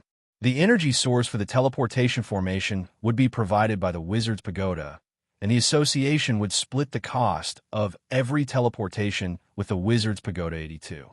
Other than that, the Association would also build a small-scale teleportation formation for the Wizard's Pagoda, set up on the 5th level of the Flame Monarch's Pagoda. It was an internal facility of the Wizard's Pagoda, and the Association would not interfere with its use. Grimm's side was undoubtedly very satisfied with the results of the negotiations. Even though they had to hand over the profits of the 200 miles of dark forest to the south of the Wizard's Pagoda, they managed to maintain absolute control over the Flame Monarch's Pagoda. It couldn't be helped. It was very easy for him to be disturbed and attacked by the various Magus families if he was alone in the scattered tower forest. If he did not bring in the forces of the Wizard Association as soon as possible, the Flame Monarch's Wizard Pagoda might face a complete blockade by the Kamala family. As for the Sarubo family, Grimm had never thought of borrowing their strength. If he were to ask for help from the Sarubo family, because of a temporary problem, it might be able to relieve a lot of pressure in a short period of time. But when he wanted to leave the family in the future, it would be very difficult to cut off the entanglement of interests. The higher-ups of the Sarubo family seemed to understand this and did not provide any more help to Grimm. Not only did Grimm's private invitation to Wizard Kogan not get a response, but even Wizard Meryl was forcefully called back by her family 2 days ago. Meryl's departure had also taken half of the acolytes with her, which had undoubtedly weakened the blazing flame monarch considerably. Although Gargamel was cunning and had gathered a group of wandering acolytes in advance, these outsiders, whose average level was only mid-level, were still far inferior to the elite acolytes that the Sarubo family had nurtured meticulously. Thus, the blazing flame monarch only had 2 magi on the surface, Grimm and Gargamel. The forest demon Ava could not show her face in public yet. There were 3 prospective acolytes, Amu, Tori, and Sabrina. As a veteran prospective wizard, Kodar had failed once in his attempt to advance to become a magus, and was currently preparing for his second attempt. In order to obtain better resources, he had followed Meryl back to the Wizard Tower in Ferdinand City. The other veteran prospective wizard, Amu, was still lacking in terms of spiritual force, but he would be able to attempt to advance in another 2 or 3 years. If Grimm wanted to gain complete control over them, apart from guiding them patiently, he would also need to prepare the necessary resources for them as early as possible. There was no such thing as loyalty and feelings between magi and acolytes. It was more about resources and benefits. There were 2 high-level acolytes, Elena and Anthony. Anthony was a potioneering acolyte that Gargamel had taken in during his travels. He was quite talented in the field of potioneering. The rest of the acolytes were mostly beginner-level acolytes. They had only come here because they had nowhere else to go. Their common trait was that they had low potential and were not worth nurturing. Other than proper humans, the Blazing Flame Monarch's Wizard's Pagoda had also gathered a group of magical creatures to act as guardians. The 9 chimeras were the guards of the Wizard's Pagoda on the surface. They were supplemented by 13 bird demons and 7 snake demons. In private, the 2-headed demon hound Anguja and Medusa, who were active in the Black Forest north of the Wizard's Pagoda, were actually pawns controlled by Grimm. It was precisely by relying on them that Grimm was able to create such a dangerous situation, firmly controlling the blazing flame monarch. Under Grimm's instructions, Medusa had become the new leader of the Black Forest. She was actively contacting the other 2 leaders of the magical creatures that had escaped from the lava hall to plot a counterattack against the Wizard's Pagoda and the human camp. According to the information they received, the twin-legged flying dragon king had taken the bait, while the other tentacle monster was nowhere to be found. After sending away many envoys and representatives of the wizard families, Grimm once again handed over his authority to Gargamel. He then hid in the 5th level of the Wizard's Pagoda, exhausted. This time around, Grimm had chosen to expand the space of his private laboratory using wizard spells. That way, he could accommodate more small-scale wizard laboratories. This was a secret space that only he could enter. Even Gargamel, with his high authority, could not enter the 5th level of the wizard's pagoda. A clean and bright circular path extended in front of Grimm. On both sides of the path, there was a sturdy door made entirely of metal every 10 steps. The center of the door was engraved with a complicated pattern using a strange magic material. The pattern was made up of circular and irregular patterns, and the gaps were also engraved with dense runes. This secret wizard door was closely connected to the core wizard formation of the wizard's pagoda. If someone tried to forcefully break through it, they would directly trigger the alarm mechanism of the wizard's pagoda. Due to the lack of guards of the wizard's pagoda, there were still many loopholes in the defense mechanism. That was why Grimm wanted to order a few high-level guards of the wizard's pagoda from the Silver Alliance. After all, even the most loyal magical creatures had the possibility of negligence and betrayal, while the simple-minded puppets could always guard this area loyally. Grimm took a few steps forward and stopped in front of a door with demon puppet runes carved on it. He gently placed his hand on the wizard ring on the metal door, then softly recited the secret incantation, Mitura, Door of Wizard Techniques. With the double verification of the aura of his soul and the secret incantation, the secret wizard door in front of him silently opened. Within the secret room was a small alchemy lab. Even though the alchemy table in the center of the room was small, it was undoubtedly the best of all the models. Of course, it was also the most expensive.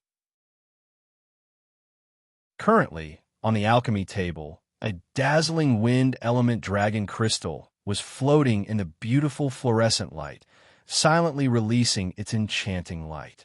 On the workbench below it, there were pieces of parchment with mysterious patterns carved into them messily. On the ground, there were even more scrapped blueprints that had been crumpled into a ball. At this point, Grimm's expression couldn't help but turn solemn. He had obtained the level 2 dragon crystal for so long, but he still had no idea how to turn it into his own battle power. The dragon crystal was a top-notch creature's essence crystal, and it naturally had a shred of law attributes. How to dig out every bit of potential hidden within it was a big challenge for Grimm. Once it was successfully forged, it would immediately become a powerful magic puppet that surpassed the Inferno Tyrant. It would undoubtedly increase the battle power of his own army by an unprecedented amount. Grimm was even confident that if he and the new magic puppet worked together, even if they met a rank 2 magus, they would not be powerless to retaliate. However, the greater the anticipation for it, the more careful Grimm had to be with the new magic puppet. Hence, at the beginning, Grimm had to meticulously optimize the magic puppet's rune formation to the best possible state. This would obviously require a lot of time to polish and sculpt. The comprehensive examination of the dragon crystal had already been completed. Now, Grimm was even familiar with the thickness and extension of every crystal on the dragon crystal. The AI chip was also constructing and optimizing every detail of the 3D rune formation day and night. Grimm even had to use other elemental crystal cores to verify the design of some key parts of the magic puppet in order to determine its true effects. According to Grimm's plan, the new magic puppet should be able to fight and fly. As a fire magus, the only spell Grimm could use to maintain his mobility was Flaming Leap. However, in a battle between high-ranked magi, this was obviously not enough. That was why he could not fly, which was a huge shortcoming.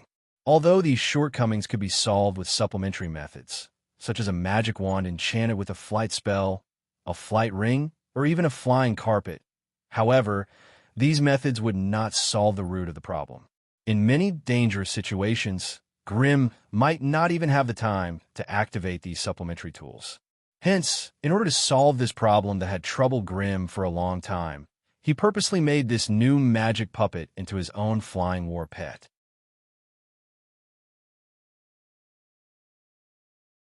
Chapter 430. Grimm stayed in the alchemy laboratory for a full 6 hours before coming out. The moment he came out, His originally surging spiritual force had been completely depleted, and he staggered as he walked. Returning to his bedroom on the 4th floor, Grimm immediately began his daily meditation. 5 hours of deep meditation had once again filled him with vigor, giving him a slight increase in his spiritual force by 0.0005 points. Although this increase was slow, if he persisted for a long time, his strength would increase by quite a bit. However, the increase in spiritual force brought about by daily meditation was not constant. When one's spiritual force increased to a certain level, the effects of meditation would gradually decrease. There were many people who wanted to rely on accumulating their strength to become Grade 2 Magi, but almost none of them succeeded. There were plenty of Grade 1 Magi who could extend their lifespans to 200 or 300 years, but only a handful of them could become Grade 2 Magi. One of the main reasons was the shackles of laws. When advancing to become a magus, almost every magus had to condense their own consciousness core. The degree of compatibility between the core and the laws of the plane would limit the maximum amount of spiritual force they could reach. Daily meditation was a subtle process of using the laws of the plane to continuously assimilate the consciousness core. However, this process had its limits and was greatly affected by the structure of the laws of the heart. If a magus did not improve their understanding of the laws of their innate abilities, it would be difficult for their consciousness core to grow any further. Only by working hard to grasp the laws could one continuously increase the threshold of the consciousness core. It was like digging a pond. The more comprehensive the understanding and grasp of the laws, the bigger the pond would be. Daily meditation was like constantly pouring water into this pool. When the water wasn't full yet, one could clearly feel the water level rising. However, if the structure of the pond did not change, there would be a day when the water would be full. When that time came, Magi would have a headache about their strength being unable to improve. However, understanding and grasping the laws was not something that could be done easily. Laws were always illusory. Some people could experience the existence of laws through repeated practice of witchcraft. Some could verify the existence of laws through rigorous witchcraft experiments. And some could directly sense the existence of laws. Spells could be memorized through repeated practice, and knowledge could be recorded, circulated, and passed down through books and knowledge crystals. However, he did not have any good methods to spread and pass down his understanding of the world's laws. So far, the only thing that could achieve this was the bloodline inheritance of a bloodline sorcerer. Those with the gifted bloodline could not extract the laws of the world and pass them on, so they could only embed a vague fragment of their consciousness into the bloodline inheritance. In this way, with the continuous contributions of countless bloodline sorcerers for thousands of years, the latecomers could easily obtain these precious consciousnesses through the guidance of their bloodlines. With the guidance and demonstration of their ancestors, the progress of the blood sorcerers was naturally incomparably fast. This was also why bloodline sorcerers had always been the most powerful group of people in the sorcerer world. If it wasn't for the influence of the bloodline shackles, the bloodline sorcerers could have possibly become the largest faction in the sorcerer world. It was a pity that his success was due to his bloodline, but his failure was also due to his bloodline. The bloodline shackles were like a noose around the necks of all bloodline sorcerers. As they progressed, the noose became tighter and tighter. One day, they would be stuck at a certain stage in extreme pain, unable to advance even a single step even after struggling for 100 years. Compared to the bloodline sorcerers, the elemental sorcerers focused more on understanding the laws of the world. Even though they did not have any guidance, there was no threshold that they could not surpass. That was why Grimm had thrown himself into the ranks of the elemental sorcerers without any hesitation.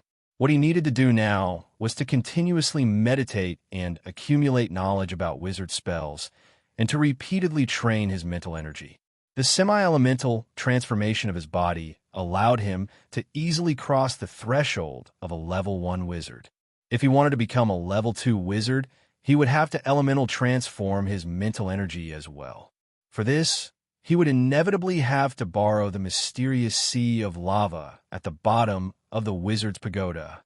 However, the conditions were not ripe yet, so he could not use the sea of lava to train his mental energy for the time being. As for the main reason for his delay, it was a mutation of his body of fire being assimilated by a foreign energy when he unsealed the heart of the flame demon. At the moment, he was still carefully evaluating the effects this mutation would have on him, so it affected the process of elemental transformation of his mental energy. Thinking about this, Grimm raised his right hand and silently activated the energy within the heart of the flame demon, guiding it to his right hand. In an instant, his slender and agile right hand was covered in a layer of mysterious black substance that flashed with a metallic luster. It looked like the palm of a demon. The mysterious substance was hard to the touch, and it could resist the stab and slash of sharp weapons, as well as elemental attacks of 15 degrees and below. As the energy continued to increase, Grimm's right hand was like a mutated monster. His palm was expanding, and his fingers were also stretching and thickening with crackling sounds. The most obvious change was his fingernails. They twisted and mutated rapidly, and the ends became sharper and sharper. The curvature was like a sharp dagger. Grimm took out a dagger with black patterns from his storage belt and slashed at his right palm a few times. Sparks flew, but his black palm remained unharmed. It wasn't until Grimm took out another enchanted dagger and stabbed it into his palm that he felt a slight pain. Judging from this, once the body of Flame's mutation was complete, his body would be completely immune to normal weapons. Only enchanted weapons would be able to harm him. However, the strange energy did not only bring him benefits. Grimm took out a mirror and opened his mouth to look at himself. His originally white and neat teeth were now replaced by white, crisscrossed fangs. The moment he opened his mouth, a thick sulfuric smell began to spread in the room. It took a long time for Grimm to disperse the strange energy before the mutation slowly disappeared. Hey, Chip, have you recorded the process? Have you found any good methods to resolve this? Beep. The mutation process has been recorded, analyzing the elemental changes in the host's body during the mutation. This mutation will help the host adapt to the pure flame energy in the fire demon's heart faster. So it is not recommended for the host to stop the mutation, as it will lower the compatibility between the host and the flame energy. Grimm was speechless after hearing the Chip suggestion. After all, the Chip was not him. Its goal was to maximize its abilities, and this was the first time the Chip had a completely different understanding of Grimm's insistence on having a human body. Perhaps this was the weak side of humans. Grimm laughed at himself helplessly and left the bedroom, returning to the laboratory on the 5th floor. This time, he did not go to the alchemy laboratory, but to a small biological modification room. Compared to the meticulous and elegant alchemy laboratory, the biological modification room was much more sinister and terrifying. On top of a large stone platform, there were many different types of creatures and monsters. Many of them were incomplete, and there were obvious signs of surgery on their bodies. Sensing Grimm's arrival, a 1.8 tall, silver-white humanoid magic puppet respectfully came to stand in front of him. Seeing the blood-stained blades and saw teeth on the puppet's mechanical arms, Grimm could not help but ask, "How's the treatment of test subjects 1 and 2? Test subject 1 has been cleaned up, but test subject 2's vitality is still declining. Only 87% of its bodily functions are preserved." The two spoke as they walked and soon arrived in front of a large stone platform. On top of the stone platform, a demonic spider the size of a small hill was crawling. Its head was missing, and the large abdomen on its back was shriveled up. However, its enormous body and shiny black limbs still gave the visitors a terrifying sense of oppression. Although the devil hunter spider Turah was already dead, its remains still possessed great value. Each of its 4 spider legs was as sharp as a magic weapon. If it was given to an enchanter or alchemist, they would definitely be able to tap into its full potential and transform it into a suitable magic weapon.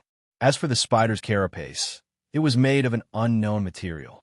Not only was it flexible, but it was also very resistant to magic. If it could be transformed into a small shield, it would be so light that even a magus could carry it. In the spider's body, Leyland had also dug out a large poison gland, a poison sac, and a large silk sac. In the hands of different magi, these things would have completely different effects. Grimm was not good at handling magic ingredients, so he could only give them to Gargamel. After all, Gargamel was also a potioneering master. The old spider's poison gland and sac would definitely be able to increase his poison reserves and increase the power of his poisons. Gargamel did not disappoint Grimm's expectations. After soaking it in a mysterious potion, the silk sac began to continuously spit out silk. Although it did not reach a meter in 10 days, Gargamel's test showed that the silk was not only soft and silky, it was also very tough.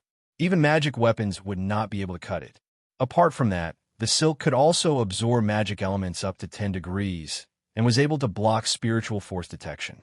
This meant that if this silk was used to make a set of undergarments, it could increase a magus elemental resistance by 10 degrees, as well as make them immune to Magi's passive spiritual force detection.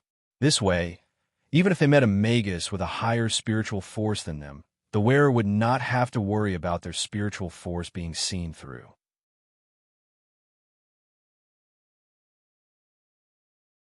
Chapter 431. With regards to the many magical beasts in the Black Forest, the wizards had made full use of their resources. After killing a magical creature, every part and organ of its body would be fully excavated for its hidden economic value. Then, a pile of badly mutilated magical organs would be transformed into a pile of enviable magical crystals. This seemed to be an instinctive ability that only human magi could have. In a vast and boundless dark forest, magical beasts often fought against one another. However, only human magi were able to increase the rewards of a battle to such a degree after victory. As for the barbaric magical beasts, other than devouring the bodies of their opponents and occupying their territories, they had no other way to increase their profits. After all, a complete internal system with a clear division of labor did not exist in the Black Forest. After dealing with the old spider's body, Grimm quickly arrived in front of test subject number 2. Placed on top of it was the dying body of the giant wild baboon. Yes, although the giant wild baboon was not dead, its life force had already entered an irreversible decline. To be honest, when it was fished out of the sea of lava, everyone was shocked that it was still alive. It had been struck by Grimm's flames twice, then soaked in the sea of lava for half an hour. The giant wild baboon's life force must have been extremely tenacious to have not dissipated into thin air.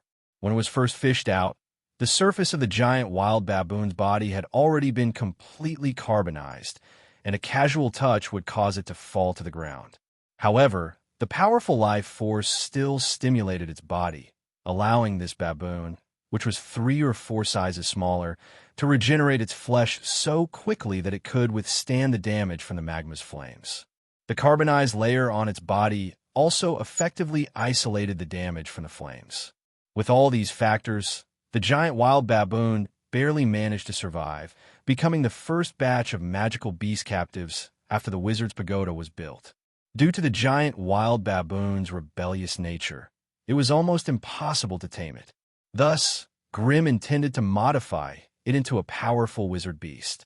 However, modifying a wizard beast was a profound skill. He did not have enough knowledge in this area, and it would be a huge waste if he tried it rashly. This was why Grimm wanted to invite Wizard Kogan to help him modify it. However, half a month had passed, and Wizard Kogan still hadn't appeared in the Blazing Flame Monarch. Grimm couldn't help but feel suspicious. His relationship with the Cerubo family was not as harmonious as before. Of course, a large part of the reason was that Grimm was too independent. Previously, when he had chosen the location of his private wizard's pagoda, he had not placed it near the traditional territory of the Cerubo family. Instead, He had strangely placed it at the edge of a remote dark forest.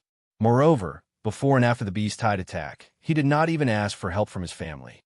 Furthermore, even after a difficult victory, he still did not make any request to his family despite the fact that the Wizard's Pagoda's defenses were not strong enough. Instead, he took the initiative to establish a relationship with the Scattered Tower Forest Wizard Association.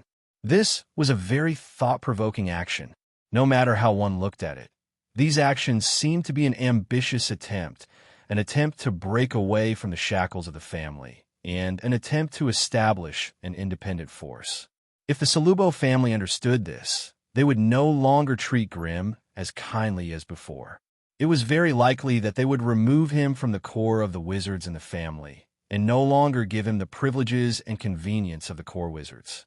The news that Merrill had sent back from the Fadinan City Wizard Tower the day before showed that the family mission against Grimm was already in preparation.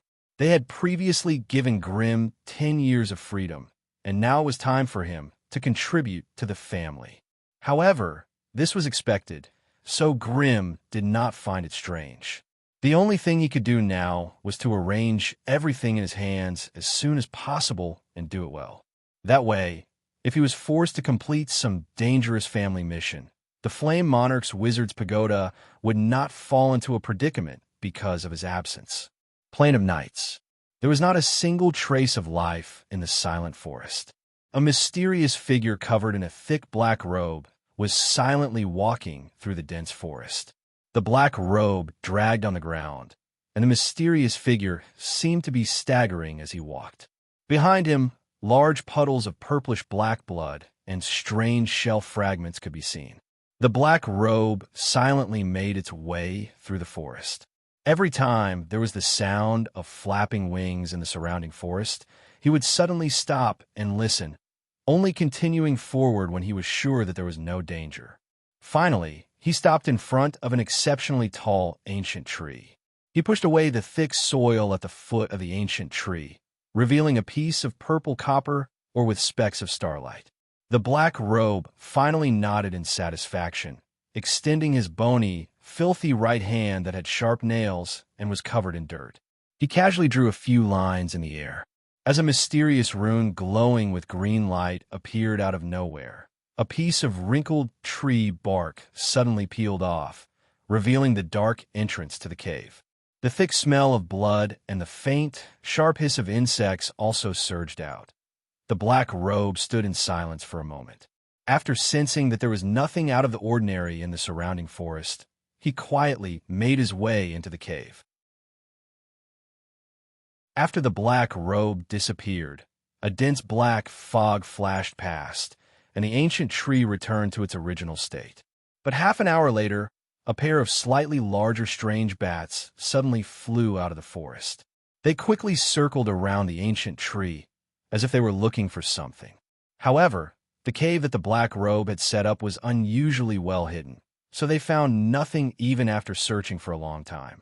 Left with no choice, the two strange bats communicated with each other. One of them stayed here to continue searching, while the other flapped its wings and quickly fled into the forest. Following the ancient tree and circling for about 20 to 30 meters, they would arrive at a bloody and terrifying insect nest. In a narrow space of less than 30 square meters, there were more than 20 giant insect nests densely packed together. Due to the lack of blood and flesh, the larvae in the insect nest could not develop into larvae. As a result, there was not even a basic insect soldier to be found in this nest. At this point, Intik no longer hid anything. When he casually threw off the thick black robe on his body, it immediately revealed his body that was riddled with wounds. If even the powerful regenerative ability of his evil insect body, Intik, could not repair the wounds in time, one could imagine the severity of his injuries. After the black robe left his body, Intik's black insect body was revealed to be covered in frightening dark red spots. These dark red spots were like living creatures, wriggling on his shiny black insect carapace and expanding outwards with all their might. After many parts of the thick carapace were corroded, the dark red spots had already begun to corrode the weaker internal organs and flesh in his body. The evil insect and tick could not help but cough violently. He coughed so hard that he felt like vomiting his heart and lungs. However, just as he took out a pile of bottles and jars, intending to give himself a simple treatment, the witchcraft alarm he had set up outside was triggered. As a water mirror appeared, Intik saw a red silhouette flying around the nearby forest. Damn it, those vampires have caught up so quickly. Intik raised his head to look at the insect breeding room while cursing angrily. A hint of viciousness appeared on his hideous insect mouth. After a few short whispers that sounded like an incantation and an insect's hiss, a dark green rune floated to the top of the cave. Then, the same strange rune appeared on all the insect nests at the same time. Soliana, devour flesh. When Intik's incantation was completed, the 22 large insect nests in the cave that served as the insect breeding room collapsed at the same time. A large group of larvae, whose carapaces were still in a milky white and translucent state, crazily crowded together and devoured each other with all their might. You bite me, I bite you. All the larvae seemed to have gone mad, using the flesh and shells of their own kind as nutrients to grow and devour anything that could be bitten. For a moment, insect blood splattered everywhere, and insect hisses could be heard. The scene had sunk into a bloody and cruel civil war. Even within Tik's sinister and evil nature, the expression on his face was abnormally sinister and terrifying at the sight before him. If he was given enough time and enough life, this insect breeding room would give him more than 200 terrifying insect soldiers. Whether they were larvae or mature, the frightening insect horde formed by the carrion beetles would become his greatest assistants. When that time came, even if he had to fight against a small team of 4 or 5 magi, he had absolute confidence in obtaining the final victory. It was a pity that his dreams had been destroyed by the hands of a hateful woman. Intik's heart secretly bled at the thought of the delicate figure that carried the clouds of blood that filled the sky. Once upon a time, Intik had successfully created a terrifying insect horde that numbered in the hundreds. Among them, there were as many as 34 mature magi, whose strength was comparable to that of ordinary magi. However, a battle in the depths of the forest had caused him to be unable to recover from the setback. The valiant carrion beetles that did not fear death encountered a group of vampires that could absorb blood and heal themselves. Both parties engaged in a frenzied battle in the depths of the forest. They fought from this forest to another forest, from this mountain to another mountain. Both sides were like a group of mad bulls that had their eyes turned red from fighting. They no longer cared about the so-called remnants of the knights, and instead, they fought until the sky turned dark and the earth turned dark, and the sun and moon lost their light. In this extreme war of attrition, the bloody Witch Mary seemed to have an unending stream of reinforcements behind her. The injured retreated into the forest to absorb blood and heal themselves, while the dead had reinforcements that constantly replenished their blood. Relying on this vicious method of cutting flesh with a blunt knife, Mary actually led a group of blood knights and forcefully wiped out Intik's carrion beetle swarm. The price Mary paid was the death of 5 of her 8 blood knights, leaving only 2 grade 2 blood knights and 1 grade 1 blood knight. However, the most unexpected thing was that Soros, whom she had accidentally created previously, had actually successfully become a genuine grade 2 blood knight. Moreover, he was a grade 2 blood knight that had retained all of his soul and intelligence.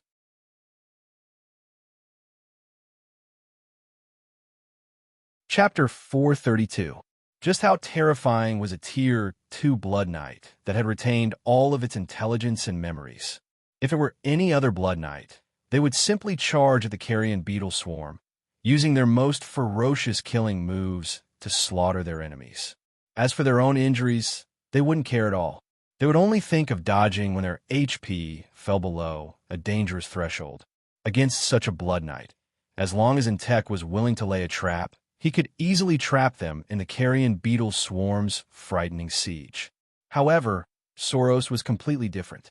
He had practically fused the blood knight's viciousness with the human's cunning. Under Soros's command, the majority of the dangerous tasks were delegated to the other blood knights. Meanwhile, Soros fully displayed the Tier 2 Blood Knight's unparalleled attack power, using the blood-red longsword in his hand to deal terrifying damage to the carrion beetle swarm. However, whenever Entek led the swarm to surround Soros, Soros actually knew to send 2 Tier 1 Blood Knights to guard the rear while he led the majority of the swarm to break through the encirclement. In this battle alone, Soros had used the deaths of 2 Tier 1 Blood Knights to exchange for 14 mature carrion beetles from Entek. This huge loss made Entek's hatred for Soros reach its peak. However, against the combination of Soros and the Tier 1 Bloody Witch Mary, Entek could only endure. However, the problem was that enduring wasn't enough. The Bloody Witch Mary seemed determined to keep him here.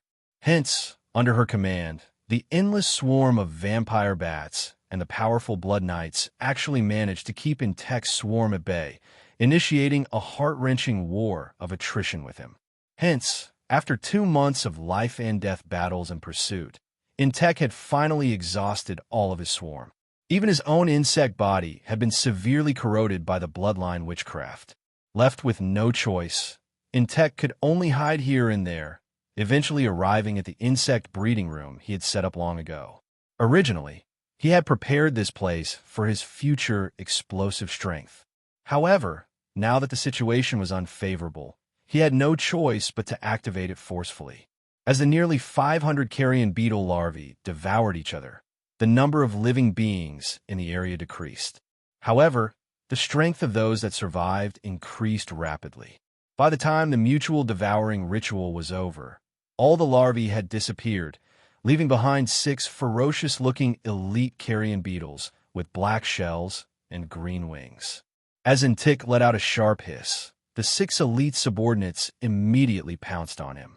Using their sharp pincers and ferocious mouth parts, they gnawed at the bloody spots on Entek's body as if they were eating pastries. As expected of the elite carrion beetles, the blood stains caused by the blood witchcraft could not corrode their flesh and intestines at all. Instead, the blood stains were directly absorbed by them. Although the process of gnawing on his own flesh was horrifying and painful, Entek's hideous face was filled with satisfaction and enjoyment. He had finally gotten rid of the maggot that had been pestering him for 7 days. Even if he had to pay a little pain, it was worth it.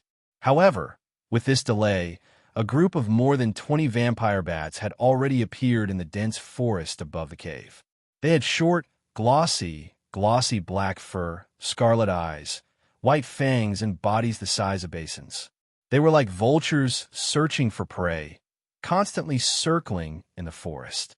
Every time they discovered some clues, one of the vampire bats would suddenly transform into a skinny, pale-faced human, crouching on the ground to carefully investigate and examine the area. Under their meticulous tracking, the ancient tree with a witchcraft secret door was finally discovered. However, before they could find a way to open the secret door, the roots of the ancient tree suddenly exploded from within. The terrifying shockwave brought along thousands of ancient tree splinters and soil dregs, covering the sky and covering the earth. It turned the 3 vampire derivatives gathered near the cave entrance into sieves full of holes.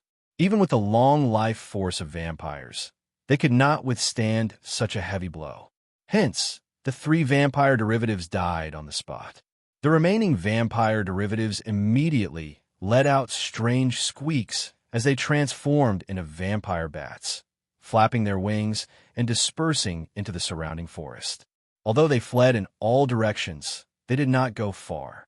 Many of the quick-witted vampire bats even hid in the impenetrable canopy of the trees, secretly observing the movements of the ancient tree.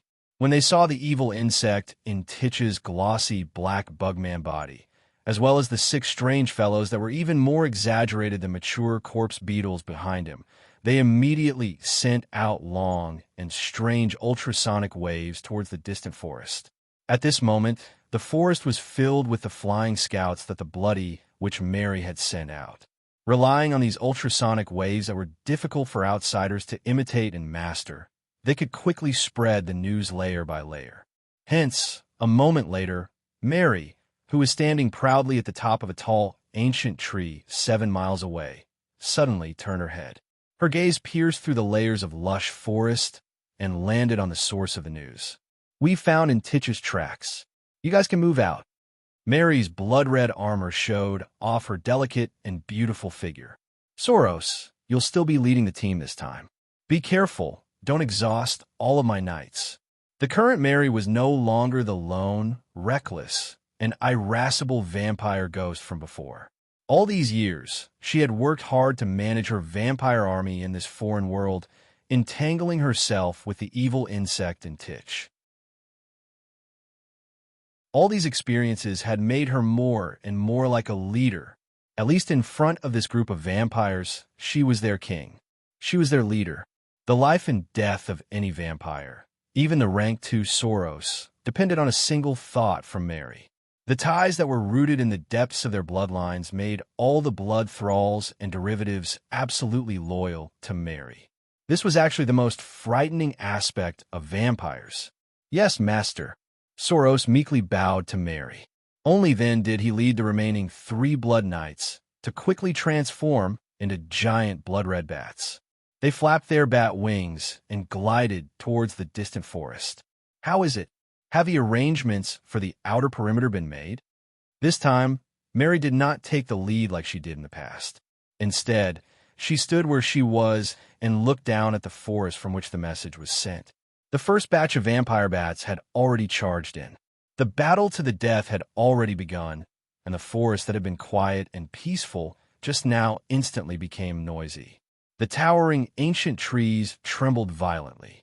Leaves and branches rustled as they were sent flying by the violent shock waves. In just a short while, the first batch of 45 vampire spawns were all dead. This surprised Mary, who was standing at the back. "It's been arranged, master." Beside Mary was the old fox, Vinlier, who was known for his intelligence. At this moment, he had a handsome face and a tall and slender body. Compared to his old geezer appearance, he looked like a completely different person. "The derivative army on the outer perimeter is already in position. Once you give the order, they will fight to the death for you. Then let them move out," Mary ordered coldly. "I'm sick of this lowly world anyway. After this battle, I can leave this place. The ticket to leave this place is too expensive. I can't bring that much trash with me. But if you perform well in this battle, you'll definitely get a ticket." Although Mary's words were light, when they landed in Venlier's ears, it was no less than a bolt from the blue. Although he had a premonition and vaguely guessed something, when Mary said it so casually today, it still shocked him to the core. The current vampire army was built by Mary with Venlier's help. The number had already reached a shocking number of more than 2,000. Such a powerful army had made Venlier so excited that he couldn't sleep for days and nights. But now, such an army was so light in Mary's words, as if a gust of wind could blow it away. A powerful army from a lowly world actually did not occupy a place in Mary's heart. This had obviously far exceeded the limits of Venlier's knowledge. What was Master's world like? Could it be that his struggle here was meaningless? If Master did not take a liking to his abilities, what would become of him? The more he thought about it, the more panicked Venlier became. For the first time, he felt that he had been too small in the past. It was as if he had not truly caught up to Master's footsteps.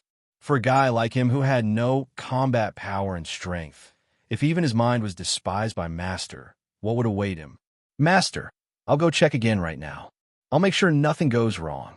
Demonic worm and tick, we won't let him escape our trap this time." Venlier swore through gritted teeth. After getting Mary's approval, he quickly transformed into a gray bat and flew towards his subordinates while squeaking, "Ticket! Ticket! I must get the ticket." Although Mary did not say what would happen to those who did not get the ticket, Venlier dared to swear on his life that it would not be as simple as disbanding. A series of explosions rang out from the distant battlefield. Violent torrents collided wantonly in the forest. Ancient trees crumbled and the sea of trees surged. Swarms of vampire bats darted left and right in the dense forest, dodging the flying energy fragments. In Mary's perception, an impenetrable hidden net had already formed within a radius of 20 to 30 kilometers. It was slowly closing in with the battlefield as the center. As for the Blood Knights that she had sent out earlier, they had already concealed themselves near the battlefield. As long as demonic Worm Tech dared to show any weakness, the assault team of Grade 2 Knights would definitely leave him with an unforgettable and terrifying memory. It's finally my turn. With a sneer, Mary flapped her wings and flew up. Her entire body turned into a red meteor and rapidly approached the violent battlefield. You're tuning into the Warrior Lore YouTube channel. Don't forget to subscribe and join us on this journey to catch the most captivating stories.